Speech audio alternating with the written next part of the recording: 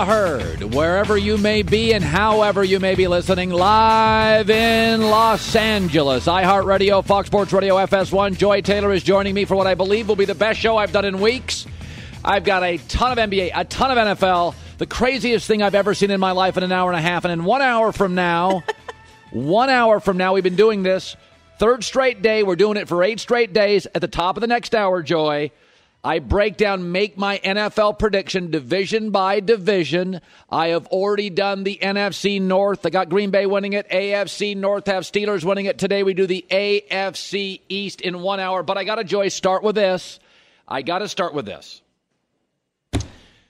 Yesterday, somebody comes up to me and says, man, you are really into LeBron and the Lakers. And I said, well, you wanted me to break down regular season baseball? This is a once-in-a-decade happening, and it always results in titles. In the 60s, Wilt joined the Lakers. They went on to win the most games consecutively at the time in the league and won a title. In the 70s, Kareem joined the Lakers. It changed the league. 5 titles. In the 80s, Wayne Gretzky joined the L.A. Kings. Hockey was not big in California. They had never even been relevant. He made the L.A. community. The state of California has the Anaheim Mighty Ducks and the San Jose Sharks because Wayne Gretzky made California a hockey state. It could work here. He took them to the finals. They'd never won a second-round playoff series. In the 90s, Shaq joined the Lakers. 3 titles and became the most interesting basketball team for about a 15-year period. In 2000, David Beckham joined the LA Galaxy. Why is he doing that? They won 2 titles. Stars come to LA. It always works. Kirk Gibson to the Dodgers, an MVP, World Series champs, immediately. Los Angeles is different. It's not parochial like Dallas, Chicago. It is a transient city. It is splintered. Everybody doing their own thing to be the next Elon Musk or Denzel Washington. That's just the way the city is. When are they galvanized? When the sports star comes to town and everybody wants to be part of the scene. Wilt, Kareem, Gretzky, Shaq, Beckham, Kirk Gibson. Those are the only times Los Angeles, a splintered city of stars seeking their own aspirations, their own stardom, their own celebrity, galvanize, join hands, and come together. And they're a powerful group of agents, studio heads, real estate titans, business icons. See who LeBron went to dinner with last night? We'll talk about that later. When Pete Carroll came to Los Angeles, he was no longer a college football coach. Pete Carroll was a celebrity. 60-minute profiles, Sports Illustrated covers. Saban wins more games, Pete was a bigger deal. Everybody in the country wanted a piece of Pete. It's different here. Even down in Orange County, it still works pretty much the same way. Vlad Guerrero, exposed to the Angels, 5 or 6 years playoffs, won an MVP, never a title though. But it even works down in sleepy Orange County. Little older demographic, further away from the big city of Los Angeles. There's a reason I'm talking about this, because when the stars in American sports, the superstar of the moment, joins with Los Angeles, it works. I've only lived here 3 years, but let me tell you what they don't do here. Farm systems. We're not the St. Louis Cardinals. That's not what we are. It's okay. St. Louis Cardinals are awesome, but it's not how they roll here. The Lakers farm system is the rest of the league. Who's the best player? They usually end up here. Kobe wasn't originally drafted by the Lakers. Kareem wasn't a Laker originally. Shaq wasn't a Laker originally. Kareem, Wilt, Shaq, LeBron. Kobe. It's the way it works. You think Lonzo Ball's this big a deal in Detroit, Orlando, Memphis? LeBron has been here 11 days. He is the talking point of American sports. And for the first time in my life, in October, in the middle of the football season, on a network, Fox, that has 40% ownership of NFL games on TV, there'll be days I lead with LeBron and the Lakers. Not because I'm in Los Angeles. There'll be days my former employers show, they'll lead with a story too. It always works. Kirk Gibson, Beckham, Gretzky, Shaq, Wilt, Kareem, LeBron. It works. The city, transient by its very nature, galvanizes, comes together. This is going to work. They're going to be really good. And they may not win a title in year one, but by year two, they'll start collecting trophies. Let me shift to this. You know, recruiting is essentially sales. You ever notice salespeople are often attractive, full of energy? Pharmaceutical sales? How do you get inside the doctor office? Attractive young people get inside that doctor's office. The pharmaceutical sales, media sales, real estate sales. You ever notice how a lot of the best salespeople are kind of attractive? Man, woman, handsome, beautiful. Kind of the way it works. Jerry West kind of took a shot at Magic Johnson yesterday. Jerry West now part of the Clippers. Jerry West took a shot at Magic. The Lakers, he probably didn't think it was a shot, but it kind of comes off that way, and I like Jerry and Magic, so here's the quote. He said, all due respect to the Lakers, but LeBron was not a tough free agent signing. LeBron wanted to come to the Lakers, period.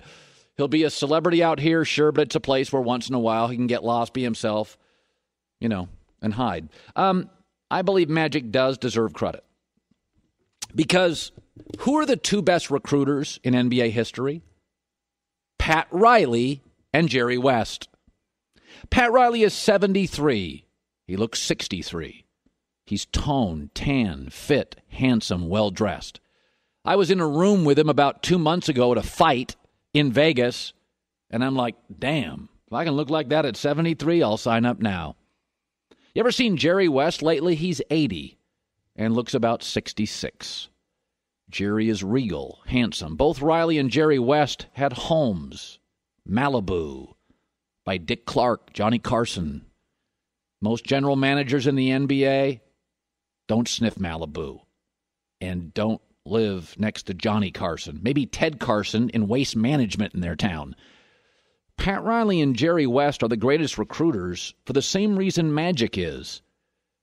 They walk into a room and in their prime owned it.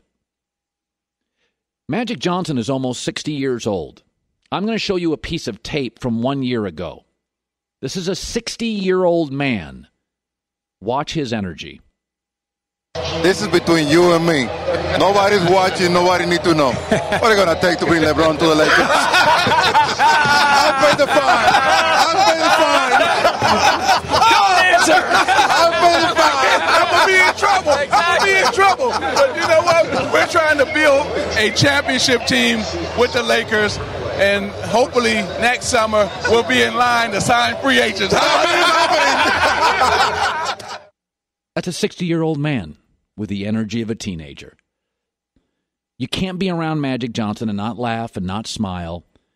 And by the way, when Jerry West was in his 50s and 60s, you couldn't be around Jerry West, the logo, and not kind of be intimidated. It should be noted in his mid-70s, Jerry West worked as a consultant to the Golden State Warriors. He made the final call to Kevin Durant in Oklahoma City. Man still got it. And don't kid yourself. There's multiple free agents available in the next 2 years. There's a reason they're paying Jerry West 7 figures to be a consultant for the Clippers. Pat Riley, Magic, and Jerry are also connected at the hip to the Showtime Lakers. Magic was the star, Riley was the coach, Jerry was the GM, and that still resonates today. Jerry comes off a little bitter, but he's a very good man. Pat Riley came off a little bitter when he couldn't keep LeBron, and he's a very good man. Magic, at 60, has superseded Riley and Jerry as the league's best recruiter, and they all share the same qualities.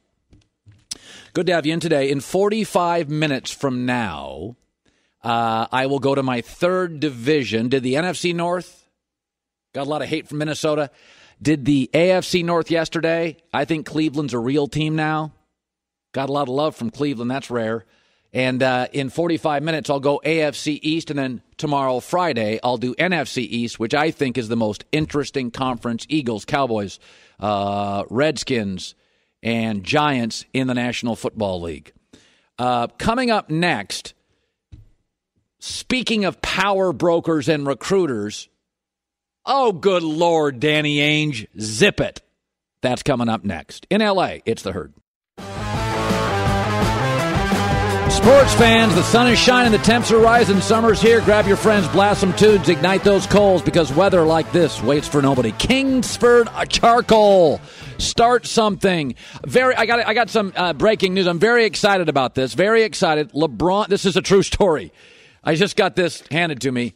LeBron James is in talks to star in a major motion picture. Joy, this, I know.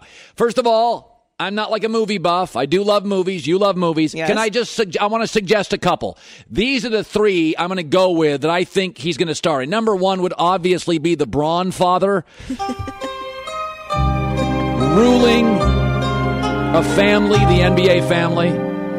I mean, this is so obvious. This is probably what they're going to do. The Braun father. You know, a takeoff, obviously, of the Godfather. Yes. Although if they don't do that, the next obvious one, I would totally greenlight this, is Titanic, the story of the Cleveland Cavaliers without LeBron. I mean, that is so obvious. I would imagine if it's not the Braun father, then it's probably the Titanic starring LeBron James. Or it could be, now he is in L.A., La La Land. Remember La La Land? How about La La LeBron Land? You know, dancing on the 405. Oh, that's dangerous. He and Savannah meet one night. No, that probably doesn't. Well, how about Magic and him, new relationship, dancing in the streets? I'm very cool. So it's either the Braun father, the Titanic, or La La Braun Land. It's actually it's actually just an untitled comedy. What? That they've it? pitched. Yeah, all those would be great remakes, though. So it's just going to be a. Well, I mean, I'm sure they will find a title for it, but right now it's still in the works. He has pitched it. It's going to happen, but it's an untitled comedy. Kind of a letdown. I thought he was great in Trainwreck, though. So did I. So it's just an untitled comedy? It's untitled. There's some details that we're still working out. Oh, okay. Yeah. So Danny Ainge is a general manager for the Boston Celtics. You know I'm very high in the Boston Celtics. You know I've picked the Boston Celtics to win the championship last year. LeBron left the Eastern Conference, and Danny Ainge said this about LeBron leaving the Eastern Conference. He's not even thinking about it, according to Danny Ainge. What are your thoughts when LeBron James leaves the Eastern Conference and just kind of the run he put together going to the finals 8 straight times? I'm not sure what you're asking. Like, what was your reaction? What do I care about the Eastern Conference? I don't really care about that. We're trying to win championships, and you still have to play LeBron. Yeah, I haven't given it 1 second of thought. The one player we can't beat left the conference. I mean, that'd be like Burger King saying, we've never considered McDonald's a rival. We're not even aware that McDonald's is closing its doors. We don't ever. Danny, you were 22-8 last year against the West. Your starting lineup next year is going to be a juggernaut. All-star Kyrie Irving, point guard. Jaylen Brown, shooting guard. Jason Tatum, Gordon Hayward, all-star level forwards. Gordon was in the West, will be in the East, and my guess is Jason Tatum will be in the running for a forward all-star spot. And then Al Horford, a good bench, and the best coach in the league. This team is going to breeze through the Eastern Conference playoffs. They're going to win 60 to 65 games in the regular season. They're going to win every single playoff in the East going away, most by sweeps or 5 games, be incredibly rested, and my prediction, beat Golden State in 7 with home court advantage because the Warriors will have to face the West, and there is the emotional and physical fatigue of trying to do it again. But I mean, there's no reason to consider LeBron leaving even a story. I mean, Pepsi has no idea Coke's going through struggles right now. I mean, they don't even consider Coke a rival. Burger King doesn't even know McDonald's exists. I mean, like Dunkin' Donuts, Starbucks, who? You're telling me LeBron's leaving and you guys haven't been popping corks? You gotta be kidding me. He's been your only roadblock. You're never worried about John Wall and Giannis. Miami Heat, Goran Dragic. Danny, stop.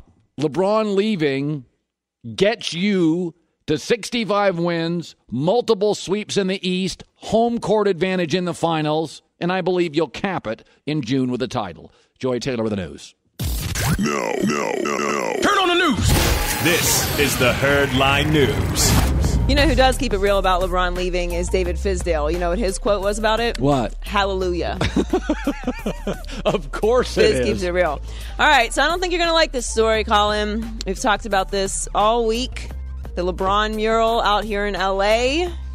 Artist Jonas Never is done promoting the King. He debuted his mural of LeBron on July 6th. Today is July 12th. And he has already retired the mural because it kept getting vandalized since he unveiled it. It took 75 spray cans and 12 hours to complete, and it was vandalized twice in 4 days. So he By the way, decided to take it this down. is such an embarrassing look. I know it's only a couple of people in Los Angeles. It is such a bad look. It is so small. It is so petty. It is so provincial. It's awful. It's look. I'm sure LeBron does not care. I mean, I'm sure he thought it was a nice thing that this artist did to paint it. But basically, the artist feels like he understands why people were triggered about it because he said he was the king of LA. But the bottom line is this. Obviously, this doesn't reflect all Lakers fans' opinion of LeBron coming here. But what are you doing? What are you doing? Dude, go take a pottery class or something. Like, how do you have this much time on your hands? It's really embarrassing.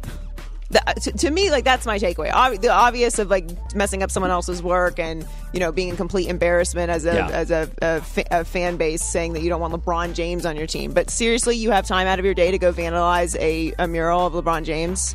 You need to search your soul. Yeah. I'm just saying you have way too much time on your hands. Yeah. All right, so you know the rule, Colin. It's never too early to make a Super Bowl prediction. Yeah. You can do it as soon as the Super Bowl is over. Tony Romo, he was very psychic during his CBS games last season. Everyone was enamored with his ability to predict what the plays were coming up. And he was talking on NFL Network yesterday, and he gave his pick for the Super Bowl. If I was picking right now, I'd probably go with Green Bay versus Jacksonville. I think that would be just a tentative, rough guess here in the summer months. The Jimmy Graham addition is going to be very big.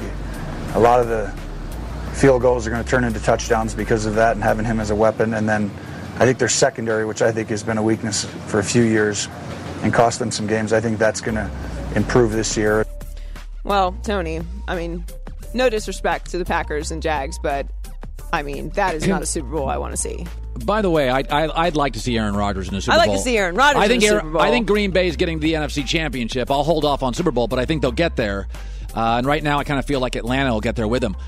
But I don't understand this thing. We're buying into the Jags still. Like, listen, it was great what the Jags did. It was wonderful. But Deshaun Watson is now healthy in your division. Andrew Luck's healthy. They're not going to fly through Houston and fly through Indianapolis. My prediction is Jacksonville comes way back this year because Andrew Luck and Deshaun Watson are significantly better than the guy they have at quarterback. That's like, we always talk about big brands, and obviously the Packers are a big brand, but that's a little too much for me. Yeah. And finally, David Tepper is worth $11 billion, and Forbes has named him the richest man in New Jersey, thanks to founding a global hedge fund. He is the new owner of the Panthers, and he's made his fair share of good business decisions, but at his Panthers introductory press conference, he offered his take on the NFL ratings and gambling. TV's been fractionalized, so to speak. So there's a lot of different media. So you're talking about TV ratings, but when you add up all the different, social media, Apple, Amazon, that I don't think football is being affected any more or less than anything else. I also think this thing that we talked about a little bit before called gambling is going to make ratings go down. I just have a feeling about that, okay? You may know more about that than me, but that's my feeling. Yeah, I disagree with that take. That's... Listen, I don't even know where to go with it. Like, have you met a sports fan before? Gambling's a pretty big part of sports. Well, I know the NFL has traditionally pretended that it doesn't exist. Oh, we don't know that there's gambling around sports. No one gambles on our game.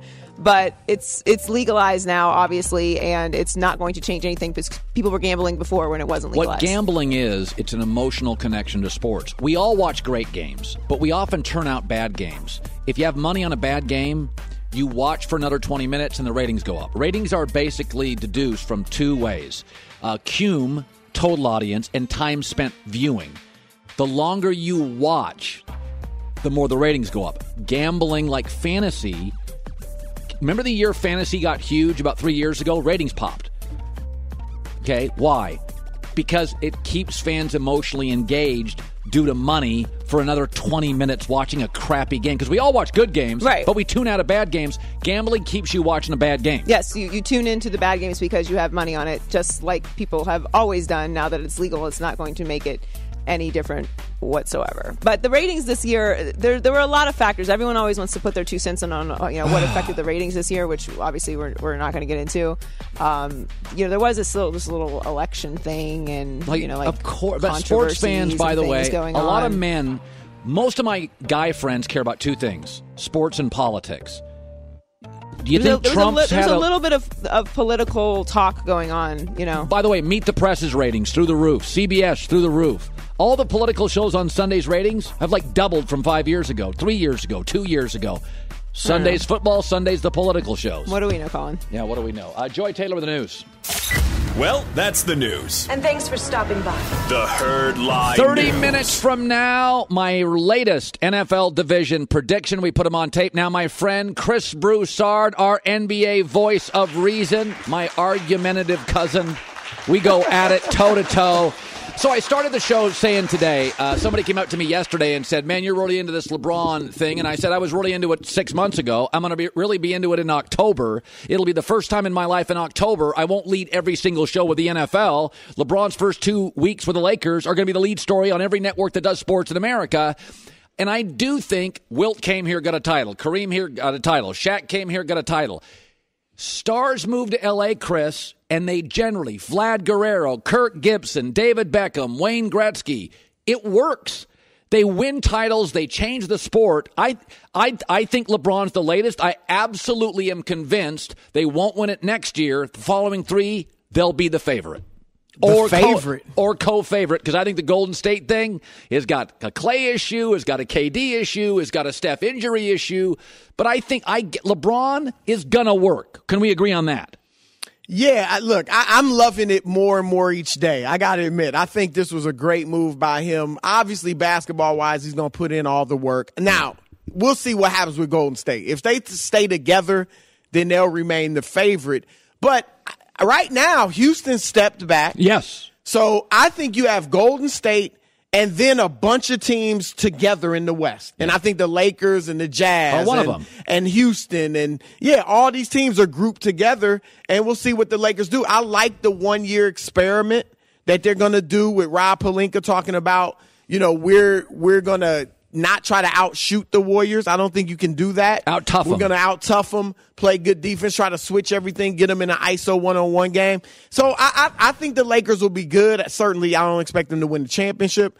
But LeBron, I just think this was a great move for him in every way, basketball-wise, but business, family, everything. And you're beginning to even see that already with his forays into Hollywood and all that. By the way, I love Jerry West, but he came out yesterday, and I don't want to use the word bitter, but he took a little, Jerry's competing against Magic now for free agents, by the way. Yes. Kawhi Leonard, people think it's down to the Lakers 60%, the Clippers 40%. That's what the talk is in the NBA. Yep. So Jerry West comes out and says, let's not, come on. He said, quote, all due respect to the Lakers, LeBron was not a tough free agent signing. He wanted to be a Laker.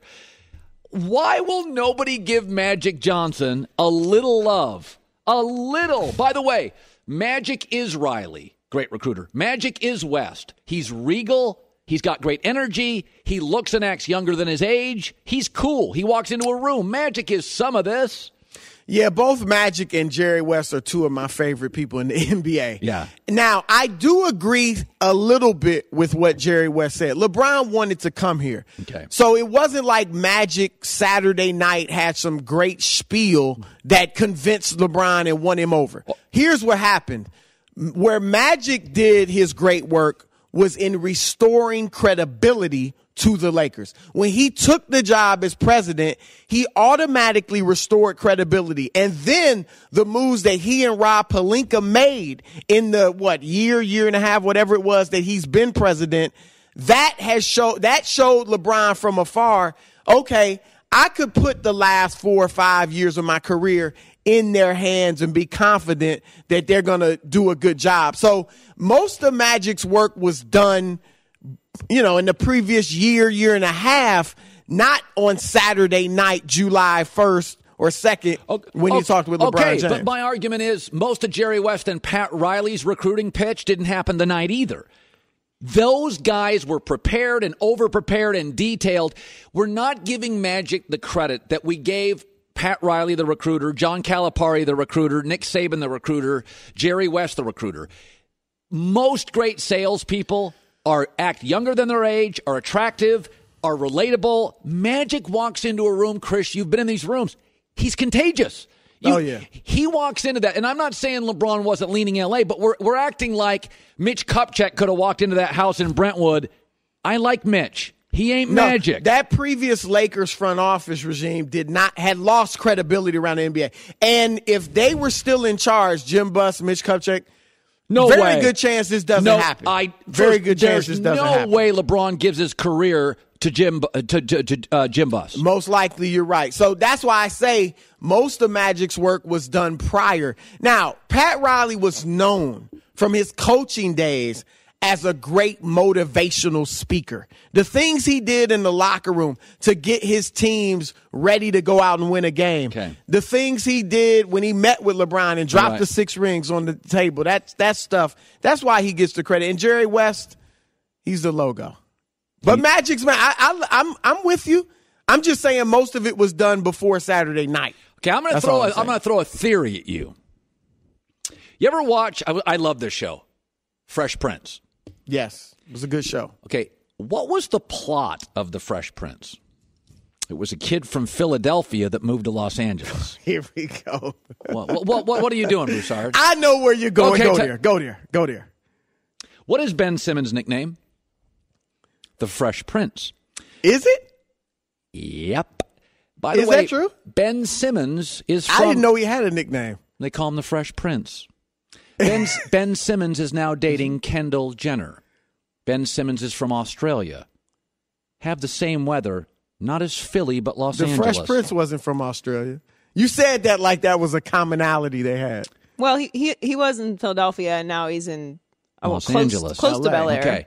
So Ben Simmons is the next, to me, I've said, he's the next LeBron Magic. He may not be as great as both, but he's out here hanging out with Kendall Jenner. You hang out in Beverly Hills for a summer, not only do you fall in love with L.A. and the girl you're with, but it makes Philadelphia feel small.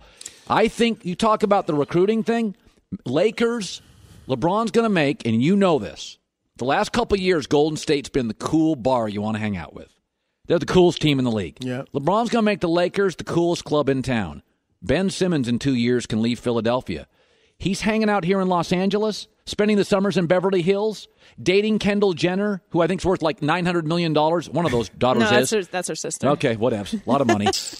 You don't think the Lakers, by the way, why did LeBron give Philadelphia an interview?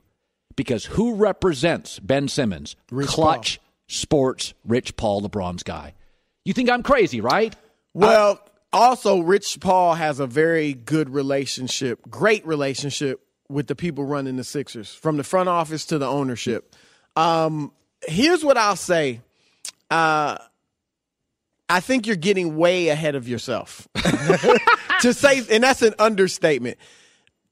Rich Paul, even though he represents LeBron and Ben, there is no doubt in my mind right now what he's thinking as far as Ben Simmons is what's best for Ben Simmons and his basketball career. He's not just going to latch Ben on to LeBron because he knows that could, that could take away some of Ben's shine. Okay.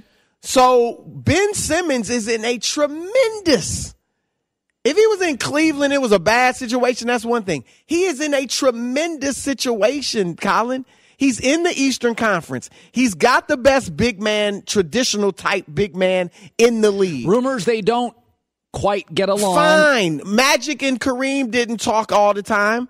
Shaq and Penny, now granted, they split. Maybe that's a bad analogy. But look, Mikhail and Bird, Shaq and Kobe, it's happened. They have girlfriends in Beverly Hills? Look, half the league stays in L.A. during the summer. Half the league stays in Atlanta. The other half stays in Atlanta. You don't see people going to Atlanta to play as free agents, and you didn't see people going to the Lakers to play as free agents until LeBron. Okay. So, and here's the final thing, Colin. It is almost unprecedented for a player to leave a team at the end of his rookie deal. To take his first max deal with another team. The only one I can think of off the top of my head was Shaq, but that was before the current system. Yeah. That was before max contracts. Yeah. So you could have a bidding war. Ben Simmons, it would be unprecedented for him to leave Philadelphia after 2 years. Why would he? He can rule the East. He and Embiid. Philadelphia, charming. Philly, you act like Philadelphia is Milwaukee. No offense, Bucks fans. By the way, Kawhi Leonard seems to be giving a roadmap to young players, demanding Los Angeles, therefore limiting the team you're with. Kawhi Leonard is also from Southern California, spending time in Southern California. So is Russell Westbrook and Paul George. But Russell Westbrook got him, he's Oklahoma City. And by the way, I don't think the Lakers want to build around Russell Westbrook. I think they build around. But a few years ago, everybody thought Westbrook was going to the Lakers. Well, a few years ago, everybody thought Paul George was going to the Lakers. I'm just saying, now look, I will give you this. Okay, you're going to give me something in his 12th year or his 10th year after Ben Simmons has established himself as a bona fide NBA superstar, bona fide celebrity and tastemaker, and won some championships, dominated the East, then I could see him doing exactly what LeBron's doing. It's called the Fresh Prince. He might not wait till his 16th year like LeBron, but I don't see it. I don't see it in 2 years, man. Come on. You're giving people in Philly heart attacks. They used to love you. Joy. Listen, LA does it gets in you, but I think he's happy in Philadelphia. She was a muralist until she moved to Los Angeles. Now she's a television star. You were just a newspaper reporter. Now you're a television star. It's what LA does, man. I'm just telling you, Ben Simmons spending all summer here with a Kendall Jenner girl. She's worth about my internet sources are saying $18 million, so not too shabby. And not to throw water on their relationship, but how long is that going to last? Forever. That is going to be Paul Newman and Joanna Woodward. That is Tom and Rita Hanks. Have been with they've had a lot of boyfriends. That is it Rita Hanks? Tom and Rita Hanks? Yeah, that thing's going to last. I'm going to tell you something. Kendall Jenner and Ben Simmons is meet the press of TV shows. From 40 years from now, they'll still be hand in hand. Okay. That thing's going to last forever.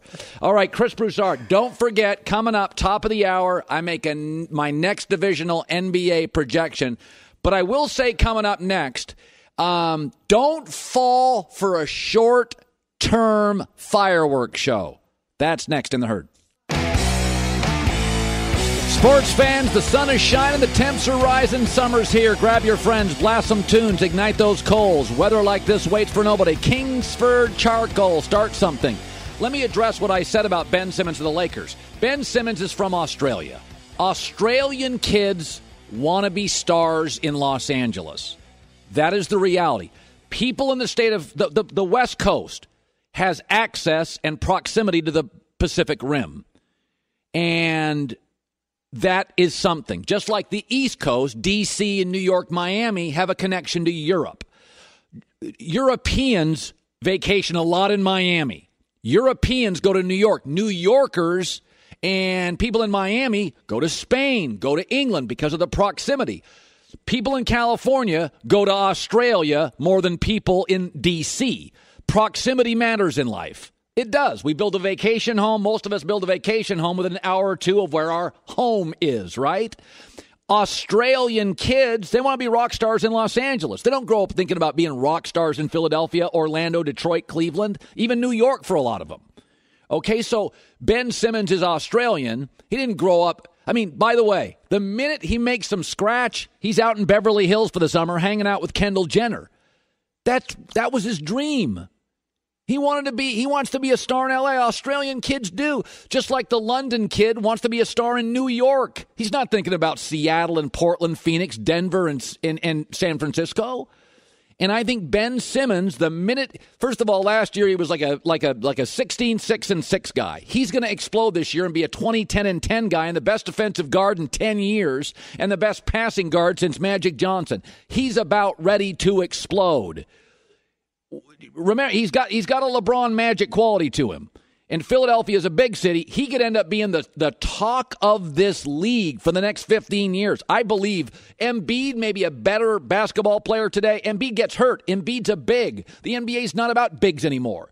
It's about the guy with the ball in his hands. It's about guards and wings. The NBA used to be about bigs. Kareem, Duncan, Hakeem, Shaq. If you had a big, you won a title. Now you have to have a backcourt and wings to win a title. You got to have the next Jason Tatum. You got to have LeBron. You got a Kawhi. You got a Kevin Durant. You need guards and wings. This kid's going to be the best guard in the NBA for 15 years. He's already the best defensive rookie guard I've ever seen in my life. Magic wasn't that good as a rookie guard. He couldn't defend like that. Magic was never a great defender. He's the best rookie guard I've ever seen play defense. He's got the best vision since Magic. He's 16, 6, and 6 and can't shoot. When he develops a little bit of a jumper, and that's all he needs because he scores at the rim, he's going to be a 20-10-10 guy by next year. This kid is going to explode, and he's fun to watch. Embiid's a center. Giannis is a big. This kid's fun to watch. He's a quarterback. He's got a ball in his hands the whole game. He controls the tempo. He controls the pace. He controls the scoring. I'm just saying. And the other thing to keep your eye on here, and this is a real thing, players follow the leader. They do. The NBA's always been follow the leader. The best players in the league dictate terms. Michael Jordan, shoe deal. Everybody's like, I want to be Mike. And then LeBron, player mobility. Players are all like, hey, I want to say on where I go. You know who's got power in this league? Let me tell you somebody who's got power in this league, and he may be the quietest player in the league. Kawhi Leonard. If Kawhi Leonard ends up where he has said he wants to go, Los Angeles, Clippers or the Lakers, frankly, but I think it's more Lakers than Clippers. It's kind of a 70-30, 60-40 Laker edge. I don't believe he doesn't want to play with LeBron. We'll see if that's true. But I do think the Clippers have a shot. Jerry West is Steve Ballmer. They can sell too. If he gets his way by demanding I want out, this is a copycat follow-the-leader league. It always has been.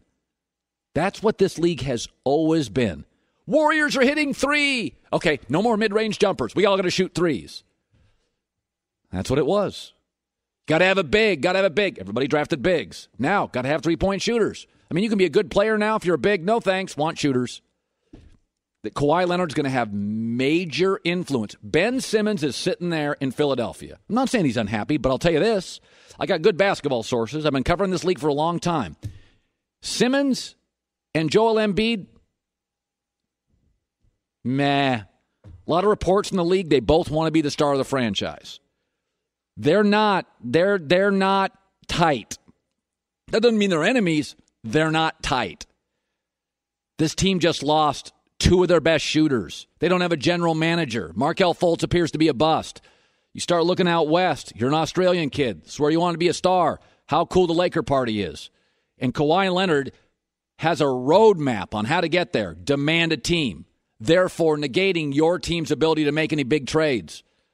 I'm just saying Listen, I could do a show, just read the sports page, and come on and tell you what I read in the sports page. Or you can occasionally predict and project. I'm projecting here, but I don't think it's crazy. You spend a summer in Los Angeles, the first time you make money, the first time you make an imprint in the league, and you spend your entire summer in L.A. Colin, a lot of people have homes in L.A. Yeah, LeBron, and he ended up here. Yeah, Shaq, and he ended up here. A lot of people, I don't know, end up here. A lot of people have homes in Atlanta. They don't end up here. A lot of people spend the summers in Atlanta. They don't end up there. You spend your first summer where you're a star in Los Angeles dating one of the most high-profile 22-year-olds in the city. You tell me it's not something? Every time I said, hey, guys, LeBron's got 2 houses out here and all his friends live out here, you know what you would say to me? Oh, Colin, he's going to Philadelphia. It doesn't make any basketball. Where did he end up?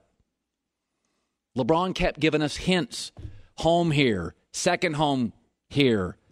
Best friend, Maverick Carter, Rich Paul, live here. LeBron kept giving us hints over and over and over and over. He kept giving you hints. And by the way, Philadelphia, everybody loves the process. I just want to remind you of this. I just want to remind you, who is the Sixers' rival in the East? Boston. Okay. Sixers could have had Jason Tatum. They gave that pick to Boston, who chose Jason Tatum, so they could move up and have the right to pick Markelle Fultz, who appears to be a bust. That could have ended that rivalry. Ben Simmons may never, ever, ever, ever, ever be able to overcome that front office gaffe. Losing year after year. I'm just saying. Coming up next, I make my latest NFL division prediction. This is The Herd. Wherever you may be and however you may be listening, live in Los Angeles, iHeartRadio, Fox Sports Radio, and FS1. Joy Taylor is joining me. Have so much energy today. In 30 minutes, I don't want to take any shots at my former employer, but they provided the single silliest, most ridiculous content the network's ever provided for its audience. It is insane, and it is the single most disrespectful thing I've ever seen lobbed at the Dallas Cowboys. And I'm not some, cowboy lover here. It is unbelievable the content they believe is newsworthy, and they put it out there. It is the silliest thing I've ever seen. It's incredibly disrespectful to the best player in the league and the best brand in the NFL. Honestly, they've just become a silly network. When you see this, it is absurd. And I'll just leave it at that. I'm not going to talk about it for 30 minutes because I'm going to come unglued. They've literally become a basketball network. They can't talk football anymore. They can't after this. They can't talk football. Joy Taylor's joining me. I'm sorry. So this is what we've been doing all week. We said we're going to do it for 8 straight days. We started this on Tuesday. And we did the NFC North, where I picked the Packers to win the division. Vikings go from 13 wins to 9, be a viable playoff team. Lions 7-9, Bears 5-11. Viking fans freaked out as if I said they're going to go from 13-3 to 3-13. I still think they have a chance and probably get to the postseason. Then yesterday I did the AFC North, where I picked the Steelers as the number 1 seed going into the playoffs. They'll get a bye, then home field against the Patriots and whoever else they play in the AFC. I have the Ravens. I think they have a quarterback situation, Flacco, Lamar Jackson, that could implode. I think the Browns will be the most improved team in the league, and they'll be 6-10 with the Bengals, but they'll be far more interesting with, I think, a much brighter future. So that's where we're at. So today we thought, okay, what division do we pick? And I thought, the most interesting division in football is, to me, the NFC East with the Cowboys, the Eagles, the Giants, and Washington. I thought I want to save that for Friday. So we did the NFC North, the AFC North. Today we're going to do the AFC East. Tomorrow, the NFC East. So let's start. A little music, if we could, a little NFL music. I'll give you the records by the very end. So let's start. I think New England does win the division, but pulls back significantly. They lost a left tackle, Nate Solder. He's good. A running back, Dion Lewis. He was special. A wide receiver, Brandon Cooks on the outside, and a wide receiver on the inside, Danny Amendola. Julian Edelman will be out for a month. Dante Hightower is their only special player in the front 7 defensively. They are still searching for a pass rush. They don't have one. That's why Nick Foles beat them. Their offensive line, I believe, is the weakest it's been. They're kind of rebuilding it. And they lost their defensive coordinator, a really good one, Matt Patricia, to the Lions. They also, historically, September's not their greatest month. They tend to get better as the season progresses. And they got a couple of really tough games to start in September. They open with Deshaun Watson in Houston. Could be a loss. At the Jags.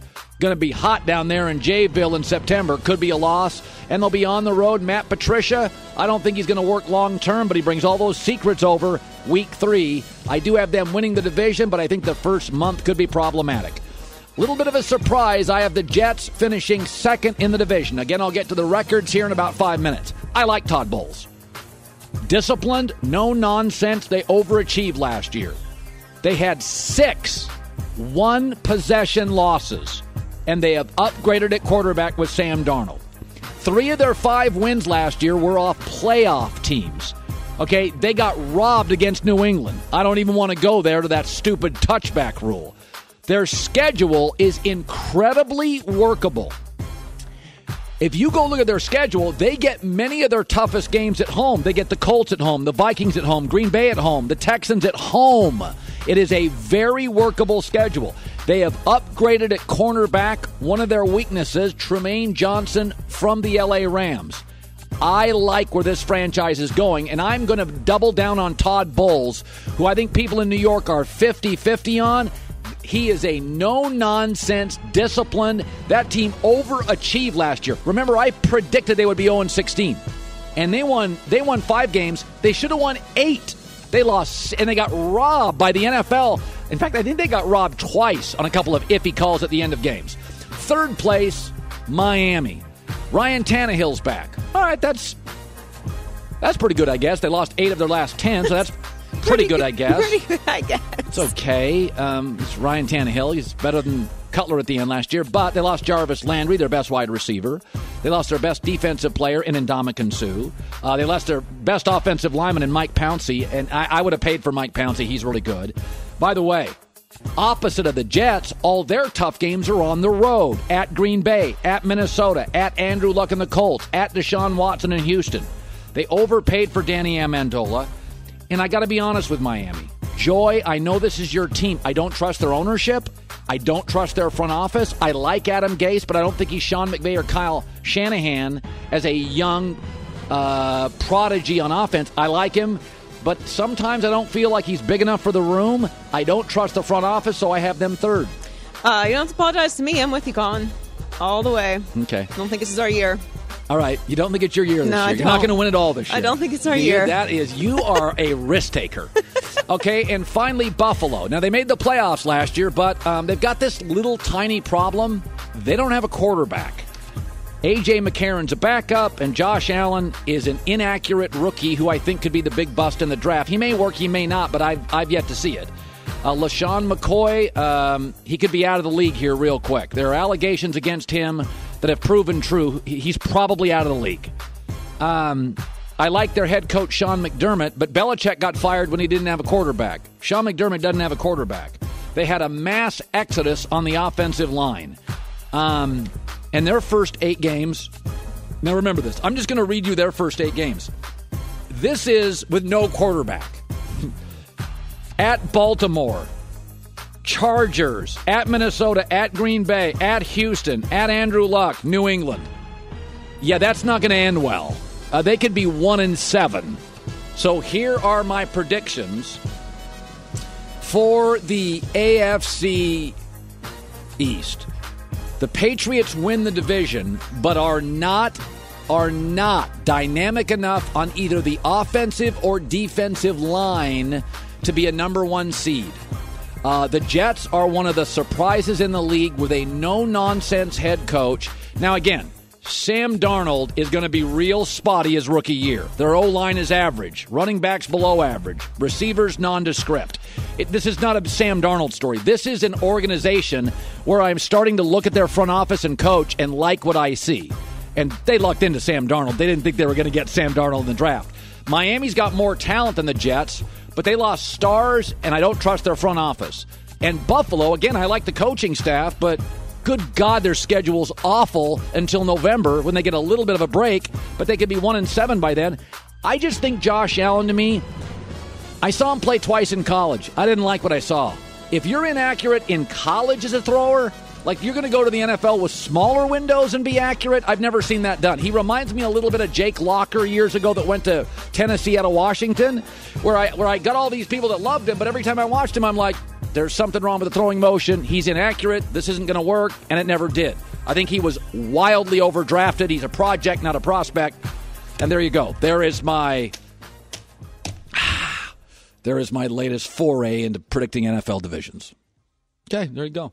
And coming up, I'm not going to be personal. In 15 minutes, I don't even understand a project that got greenlit at my former company. That wasn't personal.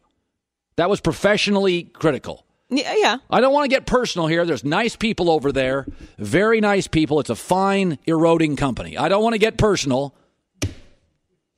It's a fine company going through a lot of problems right now. That's all I'm saying. But this is a topper. And that's in less than 15 minutes. Was that personal? That didn't feel personal to me. It wasn't great, but it didn't feel personal. I didn't name a single name. That place over there. Coming up next, also, very excited about the new guy in town. Car shopping's confusing. Dealer price, list price, invoice. True Car shows you what other people pay for a car you want. You could recognize a good price. Save $3,000 off MSRP. I gotta come down. Don't want to be personal. I don't want to be personal, Joy. I don't want to be petty. I don't want to snitch on you, Colin, but you were literally just yelling. Okay. All I'm saying is, I'll give you a little tease. If you were, what's that magazine that ranks cars? Road and Track? Is it Road and Track? Car and Track? Road and Track? What's that magazine? If they were judging cars, I'll just say this. If they were judging cars, Car and Driver. Okay, it's called, thank you, Sam. Car and Driver magazine came out and said, these are the best cars of 2018. But you can't count the engine or steering. By all means, judge us on the cup holder. That would be ridiculous, right?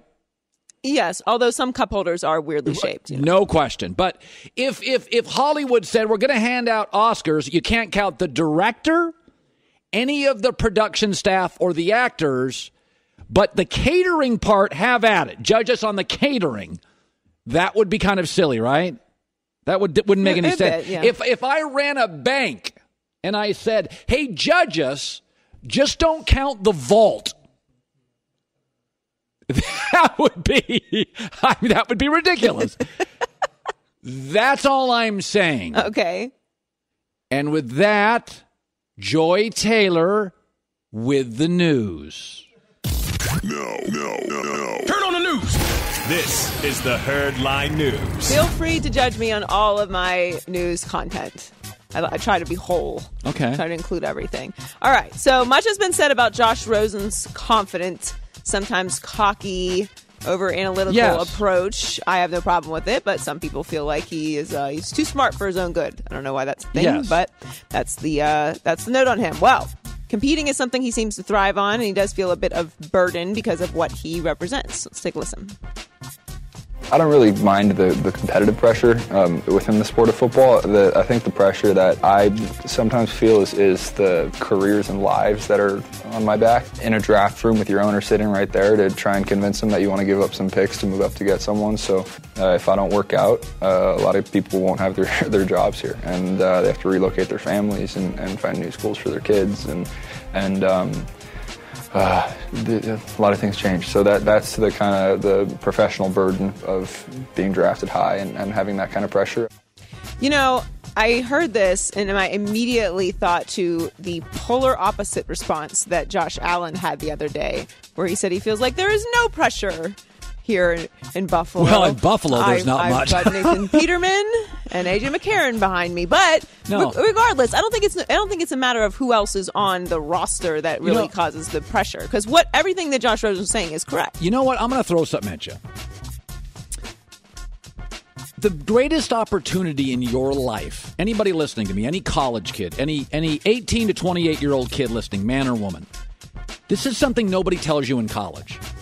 And it works with quarterbacks. The greatest opportunity in your life may happen at 24. Amazon calls. You're 24. You've heard about this Amazon. They hire you in marketing. They give you stock. And by 39, you have $11 million in the bank. It's changed your life. That's the thing with quarterbacks. When you come into this league, this is Josh Rosen's greatest opportunity. Johnny Manziel didn't get it. You got to be ready in life because everybody thinks, oh, my best opportunity will come at 47 years old. Wait, no. For people in Seattle, for 20-somethings, their opportunity came when Microsoft stock was $9. And they got hired, and they were grown-ups, and they were ready to take the stock on the job and perform. By 40, that stock didn't grow as much, and there was Apple eating away at Microsoft's market share. Folks, Rosen is really smart. The fact that he gets at 23 years old, man, I got the owners, the GM, the coaches, they have families, they have kids. I got to be ready to go here. I'm responsible for an entire... That is exactly what Johnny Manziel never understood. It's what Russell Wilson did, Andrew Luck did, Josh Rosen does. You think your opportunities are going to come on your terms. They don't. I'm lucky my best opportunities did happen in my 40s, but for a lot of people that happen in their 20s, get your act together and be ready to go. Rosen is. It's really refreshing to hear a young quarterback talk like that. But that's what I don't get about the knock on him. Like he's too smart. Like, make up your mind. What do you want? Do you want some guy that's just dragging away at football and doesn't think about the enormity of being a starting NFL franchise quarterback, or do you want somebody who actually takes into consideration that if he's a bust, there's other people who are going to lose their jobs and have to move their families? So lots of NBA players and their feelings this summer. We're going to add Jimmy Butler to that list. We talked about KD yesterday. Jimmy Butler is reportedly unhappy with his current situation in Minnesota. And if social media is any indication, he might be wanting a trade. So he liked to comment on Instagram indicating that he should be traded to San Antonio. Somebody commented on his picture and said Jimmy to the Spurs, and he gave it a little heart, gave it a little like, send a little subtle hint out there. Do you have a problem with guys doing this, or do you feel like they should just be? It's a passive aggressive move. I am for players having power. I've seen so many crappy NBA owners and so many crappy GMs and so many awful coaches. Why can't a 24-year-old superstar have an opinion? Oh, I don't have a problem with them having an opinion. I'm for the NBA player. I am too. I'm just saying, like, sliding into the comment section as opposed to just saying I would like a trade. I'm not happy here, and I don't get along with my teammates. Yeah, that'd be easier. Yeah. Well, I mean, listen, social media is a loaded gun. It's a trap door.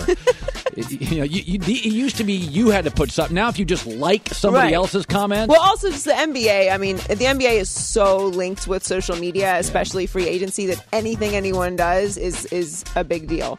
So LeBron James, he's in LA now. Did you hear, Colin? He's out here. He's going to play for the Lakers. That's the breaking news. Yes. Yeah. Well, he was spotted at Abra Beverly Hills last night, and he was having dinner, which people tend to do.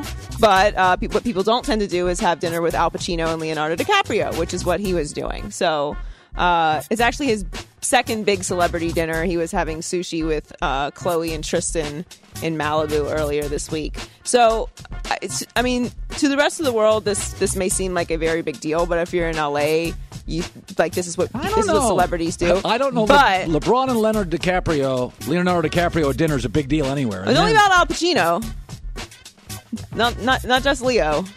But this is actually probably kind of more of a business dinner. Who's the coolest person you ever had dinner with? My wife. Oh. It's good. Good work out of you, Colin. Joy with the news. Well, that's the news. And thanks for stopping by.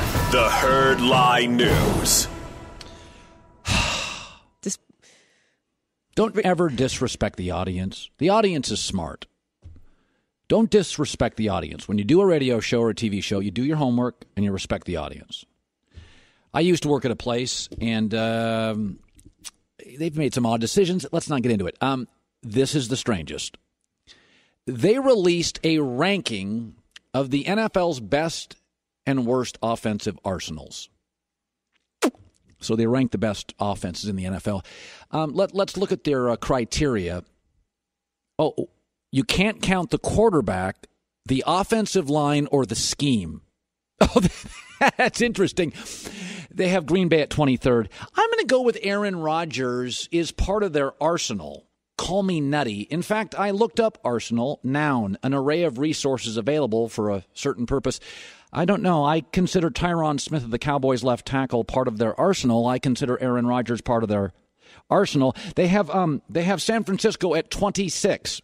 Interesting, considering Kyle Shanahan is the first or second best offensive mind in the league. Jimmy Garoppolo went 5-0 in his 5 starts for a team that was 1-10 before he arrived. I don't know. Call me crazy. That's part of their arsenal. They've got the Dallas Cowboys. I'm not joking here. I swear to God, at 30th. Excuse me, I beg your jargon. 30th. They've got the Dallas Cowboys at 30th. Their arsenal. In review, they have maybe the best running back in the league, A+. They have a B quarterback who's winning 70% of his games, and he's only going into his 3rd year. And their offensive line has been, for the last 6 years, the best in the NFL. And again, they're very well coached on offense. They're 30th. Because, of course, arsenals for offenses are running backs and wide receivers. Oh, wait, they don't matter. The current NFL dynasty is New England. They've never had a superstar running back. They had one superstar receiver, Randy Moss. It's the year they didn't win. They have won 5 Super Bowls, been to 8, overwhelmingly, without star running backs, mostly journeymen, Rex Burkhead kind of guys, and wide receivers like Chris Hogan, who nobody heard of until he was Chris Hogan of the Patriots. That's what they're judging their offenses on. Here's their top 10 NFL arsenals. They've got the Bears at 9. Don't print this article. Take it off your website. This is absurd. They have Kansas City number 1. We don't even know if their quarterback can play. Folks, we have multiple Super Bowl winners over the last 20 years who had no running game. Green Bay comes to mind. All the New England teams. A Giants team that was rated dead last in rushing before they beat the Patriots. We have multiple Super Bowl winners that didn't have great passing arsenals. The Seahawks, the Ravens. You can't find, outside of the 2008 Pittsburgh Steelers, you cannot find a mediocre offensive line that's ever won a Super Bowl. 2008, the Steelers' offensive line had Max Starks at left tackle. Why have you heard of him? Because he wasn't terrible. And Willie Colon. Again, there's a reason you've heard of Willie Colon. He wasn't terrible. Got too penalized for my taste. Didn't love him, but I liked him. And that was about the weakest offensive line ever that won a Super Bowl. You cannot be serious ranking offenses in the NFL, judging it solely on running backs and wide receivers. OBJ's biggest game as a Giant, they have a losing record. Do they throw tight ends in there too? Oh, those, I don't even know if those count. But you can't count quarterbacks, offensive line, or schemes. Let me ask you this. Jeff Fisher's scheme with the Rams, Sean McVay's scheme with the Rams. Did you notice a difference between the two? Offense last, offense first. Yeah, I'd say scheme matters. So I mean, you can't judge cars in a car magazine based on everything except the engine, steering, and the interior. You can't judge a car on a cup holder. Again, they call quarterbacks not part of the arsenal. Sean McVay, Kyle Shanahan, not part of the arsenal. The Cowboy and Philadelphia Eagles offensive lines, not part of the arsenal. Left tackle is the second most valuable offensive piece outside of quarterback. That's why you've heard of Jonathan Ogden and John Hanna and Walter, was it Brown for the Seahawks? Walter Jones. That's why you've heard of Tyron Smith. That's why you've heard of left tackles. Nate Solder. You don't know the rest of the Patriot offensive linemen if you live outside of Boston. You know who Nate Solder is. You know how bad the Giants were last year. Why? Because they were bad at left tackle. Oy, oy, oy. Respect your audience. So, without further ado, I'm going to count quarterback schemes and offensive lines as part of the arsenal. Here are my top 10 best offensive arsenals in the National Football League. Let's just start with number 1, and I don't think it's even close to Pittsburgh Steelers. Offensive line, 2 Pro Bowlers. Wide receivers, they have the best wide receiver in the game, Antonio Brown, and maybe the best number 2 receiver, Juju Smith-Schuster. Their running back, Le'Veon Bell, is going to be a Hall of Famer. and their quarterback's a Hall of Famer, and they got rid of Todd Haley, the offensive coordinator, who I was never a huge fan of. Folks, it's one of the best offensive personnel groups, arsenals, if you will, in the last 20 years in football. It's like 49er good. Hall of Famer, Hall of Famer, Hall of Famer. They have no weakness. Their tight ends block. Their receivers go deep. Their receivers go underneath. Their running backs can catch. Their running backs can run. Their offensive line can pass protect. Their offensive line can pound you and pancake you. And their quarterback 6'6", 250 with mobility. It ain't close. They're number one. Atlanta's number two. And to show you the gap from Atlanta to Pittsburgh shows you how good Pittsburgh is. I like their quarterback. He's B+. I like their running backs. They ain't Le'Veon Bell. I do love their receivers. They're the only group in the NFL that's close to Pittsburgh's wide receivers. So Atlanta's got the second best offensive arsenal. It's crazy. I count quarterback, scheme, and offensive line. Number 3 is the LA Rams. Running back Todd Gurley, as good as anybody in the NFL at that position. Wide receiver, mostly possession guys. Oh, wait, they just added Brandon Cooks, a deep threat. Offensive line, Whitworth, left tackle, is a top 5 guy in the league. And again, this is nutty, but I'm going to count Sean McVay as part of their offensive arsenal. I consider him the brightest young offensive mind outside of a 40-year-old Bill Walsh. He's that good. Number 4, Philadelphia. No team in the NFL has an offensive line quarterback combination better than the Eagles. I mean, they got Hall of Famers on the O-line. Carson Wentz is the best young quarterback. They don't have a superstar at running back, but they can pound the football. They won a Super Bowl with Nick Foles. What does that tell you about their running game? What does that tell you about their schemes from Doug Peterson? Yeah, I count schemes. What does that tell you about their offensive line?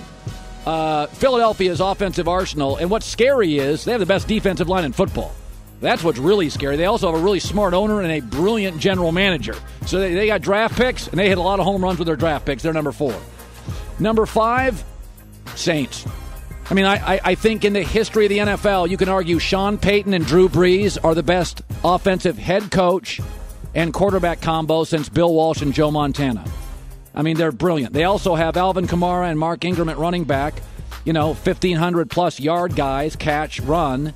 Michael Thomas, who the Saints front office went and grabbed at wide receiver, just came out of nowhere. He's an absolute stud.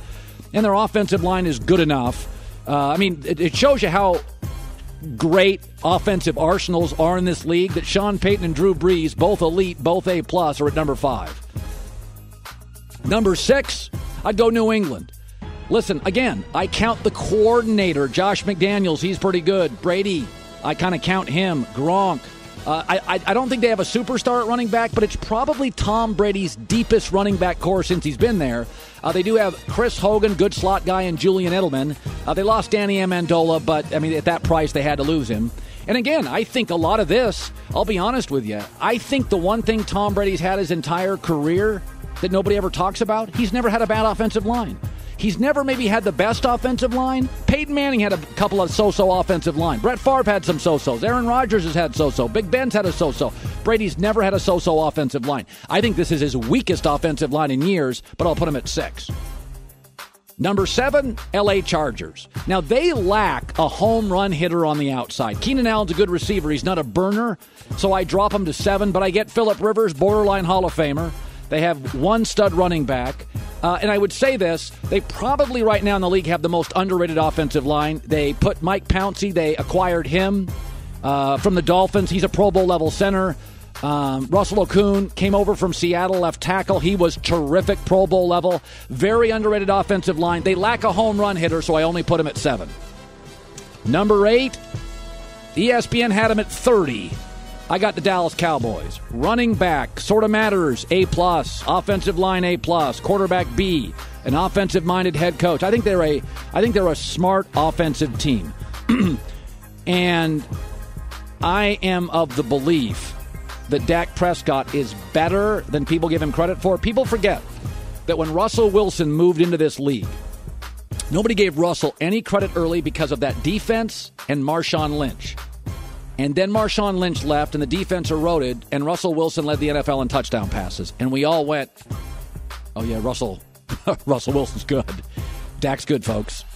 He's dealing with an owner who talks a lot and a running back who's not real mature and a city that creates a lot of noise and distractions, Dak Prescott's good. May not be an A-plus guy, may not be an A guy, but he's good. Number 9, Minnesota. Good offensive line. Love their wide receiving core. Love their tight end. And Delvin Cook comes off a torn ACL, which worries me a little, but he's a home run hitter. And I think Kirk Cousins is kind of a B-, C-plus guy, but Kirk Cousins is a grown-up. He's a bigger, stronger version, a little less mobile, but a bigger, stronger version of Case Keenum. And again, when you face Minnesota, they can go deep, they can go underneath, they can run, they can grind, they have a tight end. This is a very, very good, it's crazy, but I do count offensive line and quarterback in the arsenal and the scheme, and I like their scheme. And number 10, ESPN had him 23rd. I'm going to go with Aaron Rodgers in Green Bay. I don't love everything they do. I'll say what Green Bay does besides Aaron Rodgers is amazing, and Jimmy Graham's going to be really good. The one thing Green Bay does, Mike McCarthy's an offensive-minded guy. Yeah, I count scheme. He's really good. Aaron Rodgers and he don't always get along. Mike's kind of rigid. Dad was a bar owner, a cop. He's a blue-collar, bottom-line guy, and he and Aaron sometimes don't always click. McCarthy's very, very good. Green Bay does the one thing better than anybody in the league. They find offensive linemen, and they make them really good. Now, they usually don't re-sign them, Joey. They let them go places. But I would make the argument that nobody in the league does a better job of finding good offensive college line talent and making them really good NFL offensive line players. And that Green Bay does that really, really well. And I've got them top 10. Did that seem personal to you?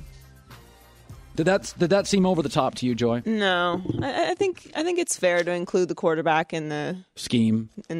Kyle Shanahan and Sean McVay should count. I feel like they all kind of play a role. It's they do call it an offensive unit. It's a unit. Like you're part of the show, and we have Greg, we have producers. You're part of the unit. Like I couldn't do this show without those 3 guys in back. What's that? The Arsenal. Aren't we all the Arsenal? This is part. I have a comedy writer. I have Sam's a great producer. They're part of the Arsenal. I couldn't say, I have a guest booker. Like no more rankings of offense, only counting running backs and wide receivers. Respect your audience.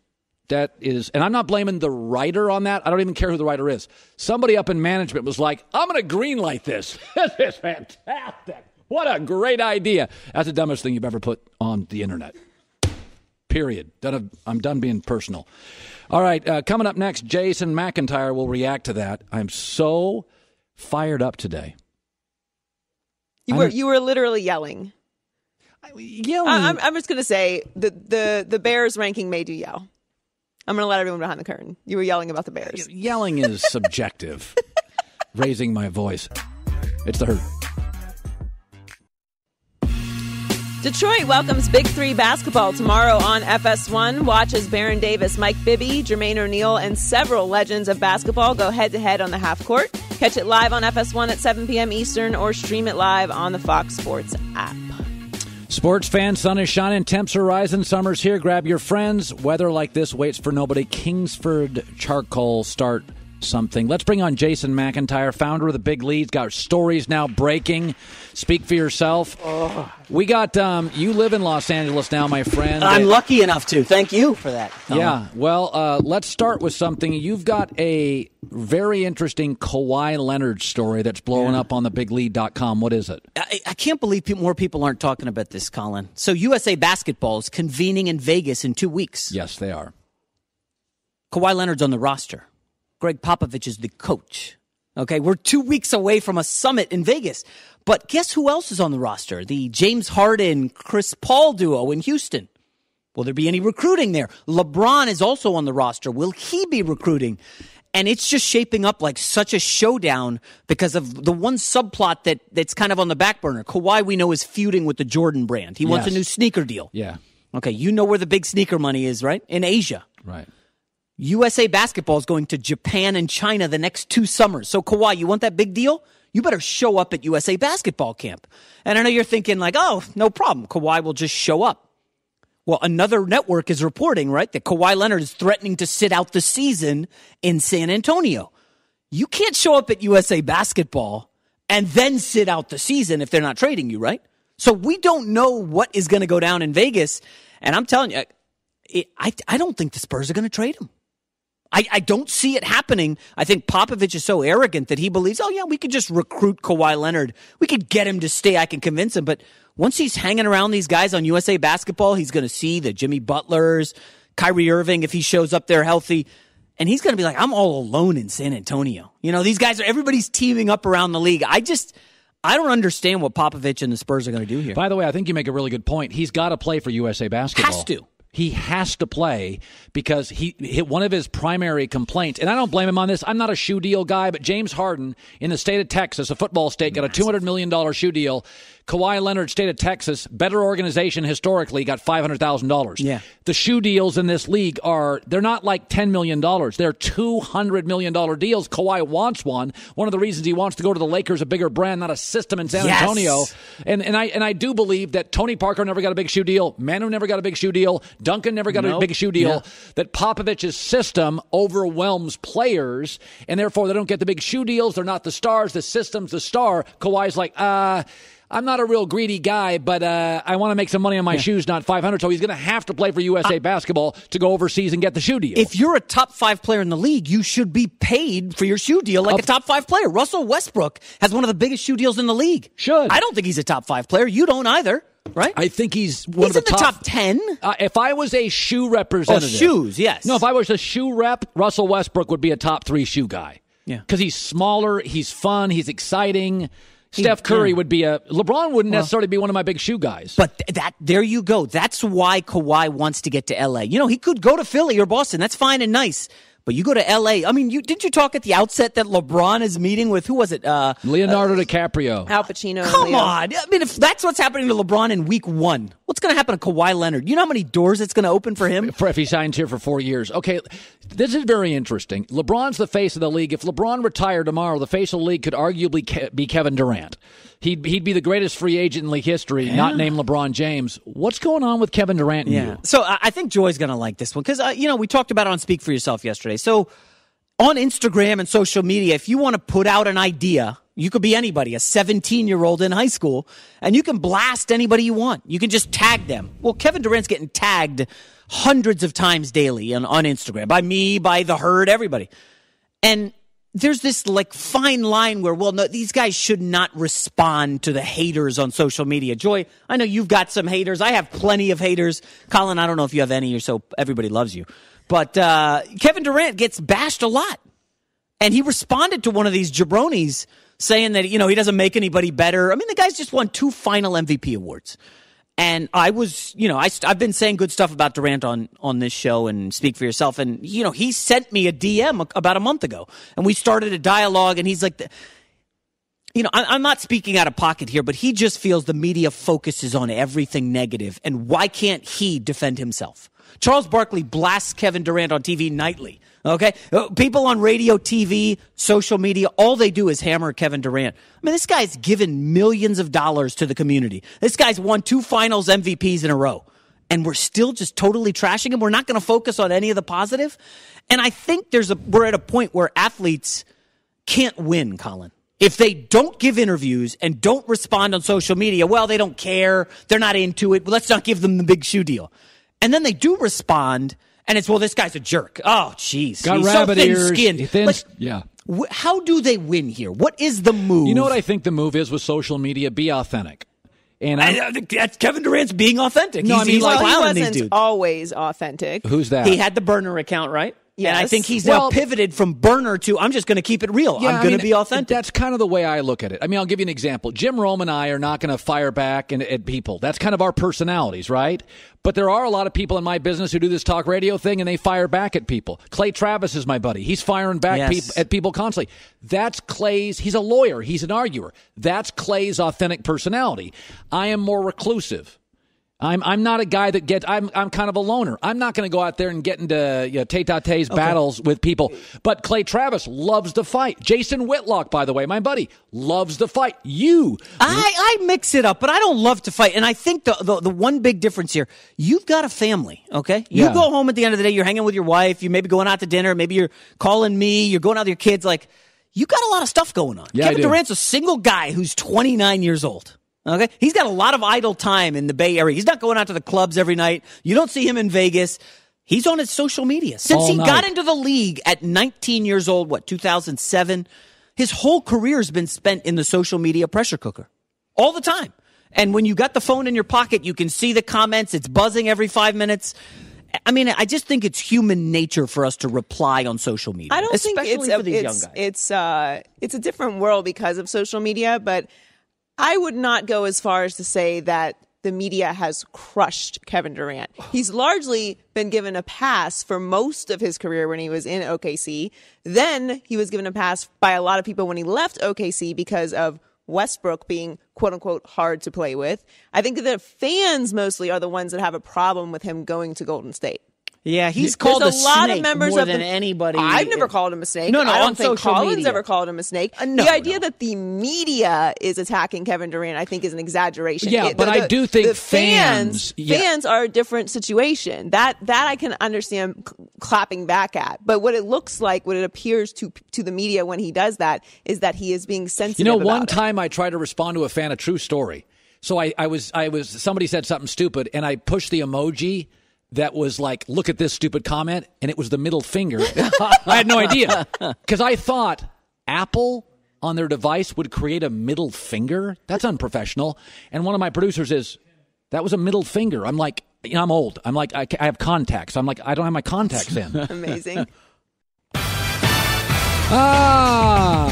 This is The Herd, wherever you may be and however you may be listening. Hour number 3, live, iHeartRadio, Fox Sports Radio, and FS1. Joy Taylor is joining me. She was just freaking out a second ago about ice cream or something. What happened? Somebody was freaking out about ice cream. Well, we had the conversation about stranger pizza. Yeah. Gross. And the idea of stranger ice cream was just lobbed up to me, which is just eating somebody else's someone's leftover ice milk. cream. Yes. Oh, that's disgusting. The spit and the God. Who did that? What member of the staff? And I've never in my life seen someone take a scoop of ice cream. There you go. It's right there. It's the most disgusting thing I've ever heard. It's right of. there. Take a scoop of ice cream, right, and remove all of the ice cream from the spoon. So there is a constant stream of spit being exchanged in that ice cream bowl. All right, Rob Ryan coming up in 15 minutes. Rob's going to be absolutely amazing today on a topic I love. Now, I was talking about LeBron and pizza yesterday, so I'm starting with LeBron again. Yesterday, somebody comes up to me and says, man, you are really into LeBron and the Lakers. And I said, well, you wanted me to break down regular season baseball? This is a once-in-a-decade happening, and it always results in titles. In the 60s, Wilt joined the Lakers. They went on to win the most games consecutively at the time in the league and won a title. In the 70s, Kareem joined the Lakers. It changed the league.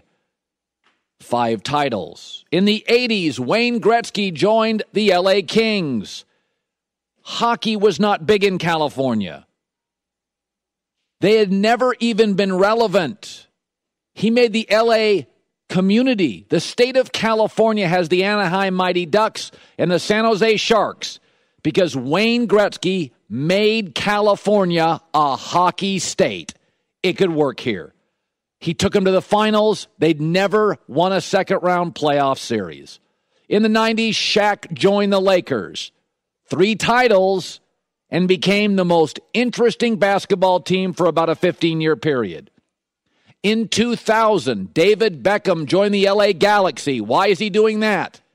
They won 2 titles. Stars come to LA, it always works. Kirk Gibson to the Dodgers, an MVP, World Series champs, immediately. Los Angeles is different. It's not parochial like Dallas, Chicago. It is a transient city. It is splintered. Everybody doing their own thing to be the next Elon Musk or Denzel Washington. That's just the way the city is. When are they galvanized? When the sports star comes to town and everybody wants to be part of the scene. Wilt, Kareem, Gretzky, Shaq, Beckham, Kirk Gibson. Those are the only times Los Angeles, a splintered city of stars seeking their own aspirations, their own stardom, their own celebrity, galvanize, join hands, and come together. And they're a powerful group of agents, studio heads, real estate titans, business icons. When Pete Carroll came to Los Angeles, he was no longer a college football coach. Pete Carroll was a celebrity. 60-minute profiles, Sports Illustrated covers. Saban wins more games. Pete was a bigger deal. Everybody in the country wanted a piece of Pete. It's different here. Even down in Orange County, it still works pretty much the same way. Vlad Guerrero, exposed to the Angels, 5 of 6 years playoffs, won an MVP, never a title though. But it even works down in sleepy Orange County. Little older demographic, further away from the big city of Los Angeles. There's a reason I'm talking about this, because when the stars in American sports, the superstar of the moment, joins with Los Angeles, it works. LeBron has been here 11 days. He is the talking point of American sports. And for the first time in my life, in October, in the middle of the football season, on a network Fox that has 40% ownership of NFL games on TV, there'll be days I lead with LeBron and the Lakers, not because I'm in Los Angeles. There'll be days my former employers show, they'll lead with a story too. This is going to work. They're going to be really good. And they may not win a title in year one, but by year two, they'll start collecting trophies. Let me shift to this. You know, recruiting is essentially sales. You ever notice salespeople are often attractive, full of energy? Pharmaceutical sales? How do you get inside the doctor office? Attractive young people get inside that doctor's office. The pharmaceutical sales, media sales, real estate sales. You ever notice how a lot of the best salespeople are kind of attractive? Man, woman, handsome, beautiful. Kind of the way it works. Jerry West kind of took a shot at Magic Johnson yesterday. Jerry West now part of the Clippers. Jerry West took a shot at Magic. The Lakers, he probably didn't think it was a shot, but it kind of comes off that way, and I like Jerry and Magic, so here's the quote. He said, all due respect to the Lakers, but LeBron was not a tough free agent signing. LeBron wanted to come to the Lakers, period. He'll be a celebrity out here, sure, but it's a place where once in a while he can get lost, be himself, and hide. I believe Magic does deserve credit. Because who are the two best recruiters in NBA history? Pat Riley and Jerry West. Pat Riley is 73. He looks 63. He's toned, tan, fit, handsome, well-dressed. I was in a room with him about 2 months ago at a fight in Vegas, and I'm like, damn, if I can look like that at 73, I'll sign up now. You ever seen Jerry West lately? He's 80 and looks about 66. Jerry is regal, handsome. Both Riley and Jerry West had homes. Malibu, by Dick Clark, Johnny Carson. Pat Riley and Jerry West are the greatest recruiters for the same reason Magic is. They walk into a room and in their prime owned it. Magic Johnson is almost 60 years old. I'm going to show you a piece of tape from 1 year ago. This is a 60-year-old man. Watch his energy.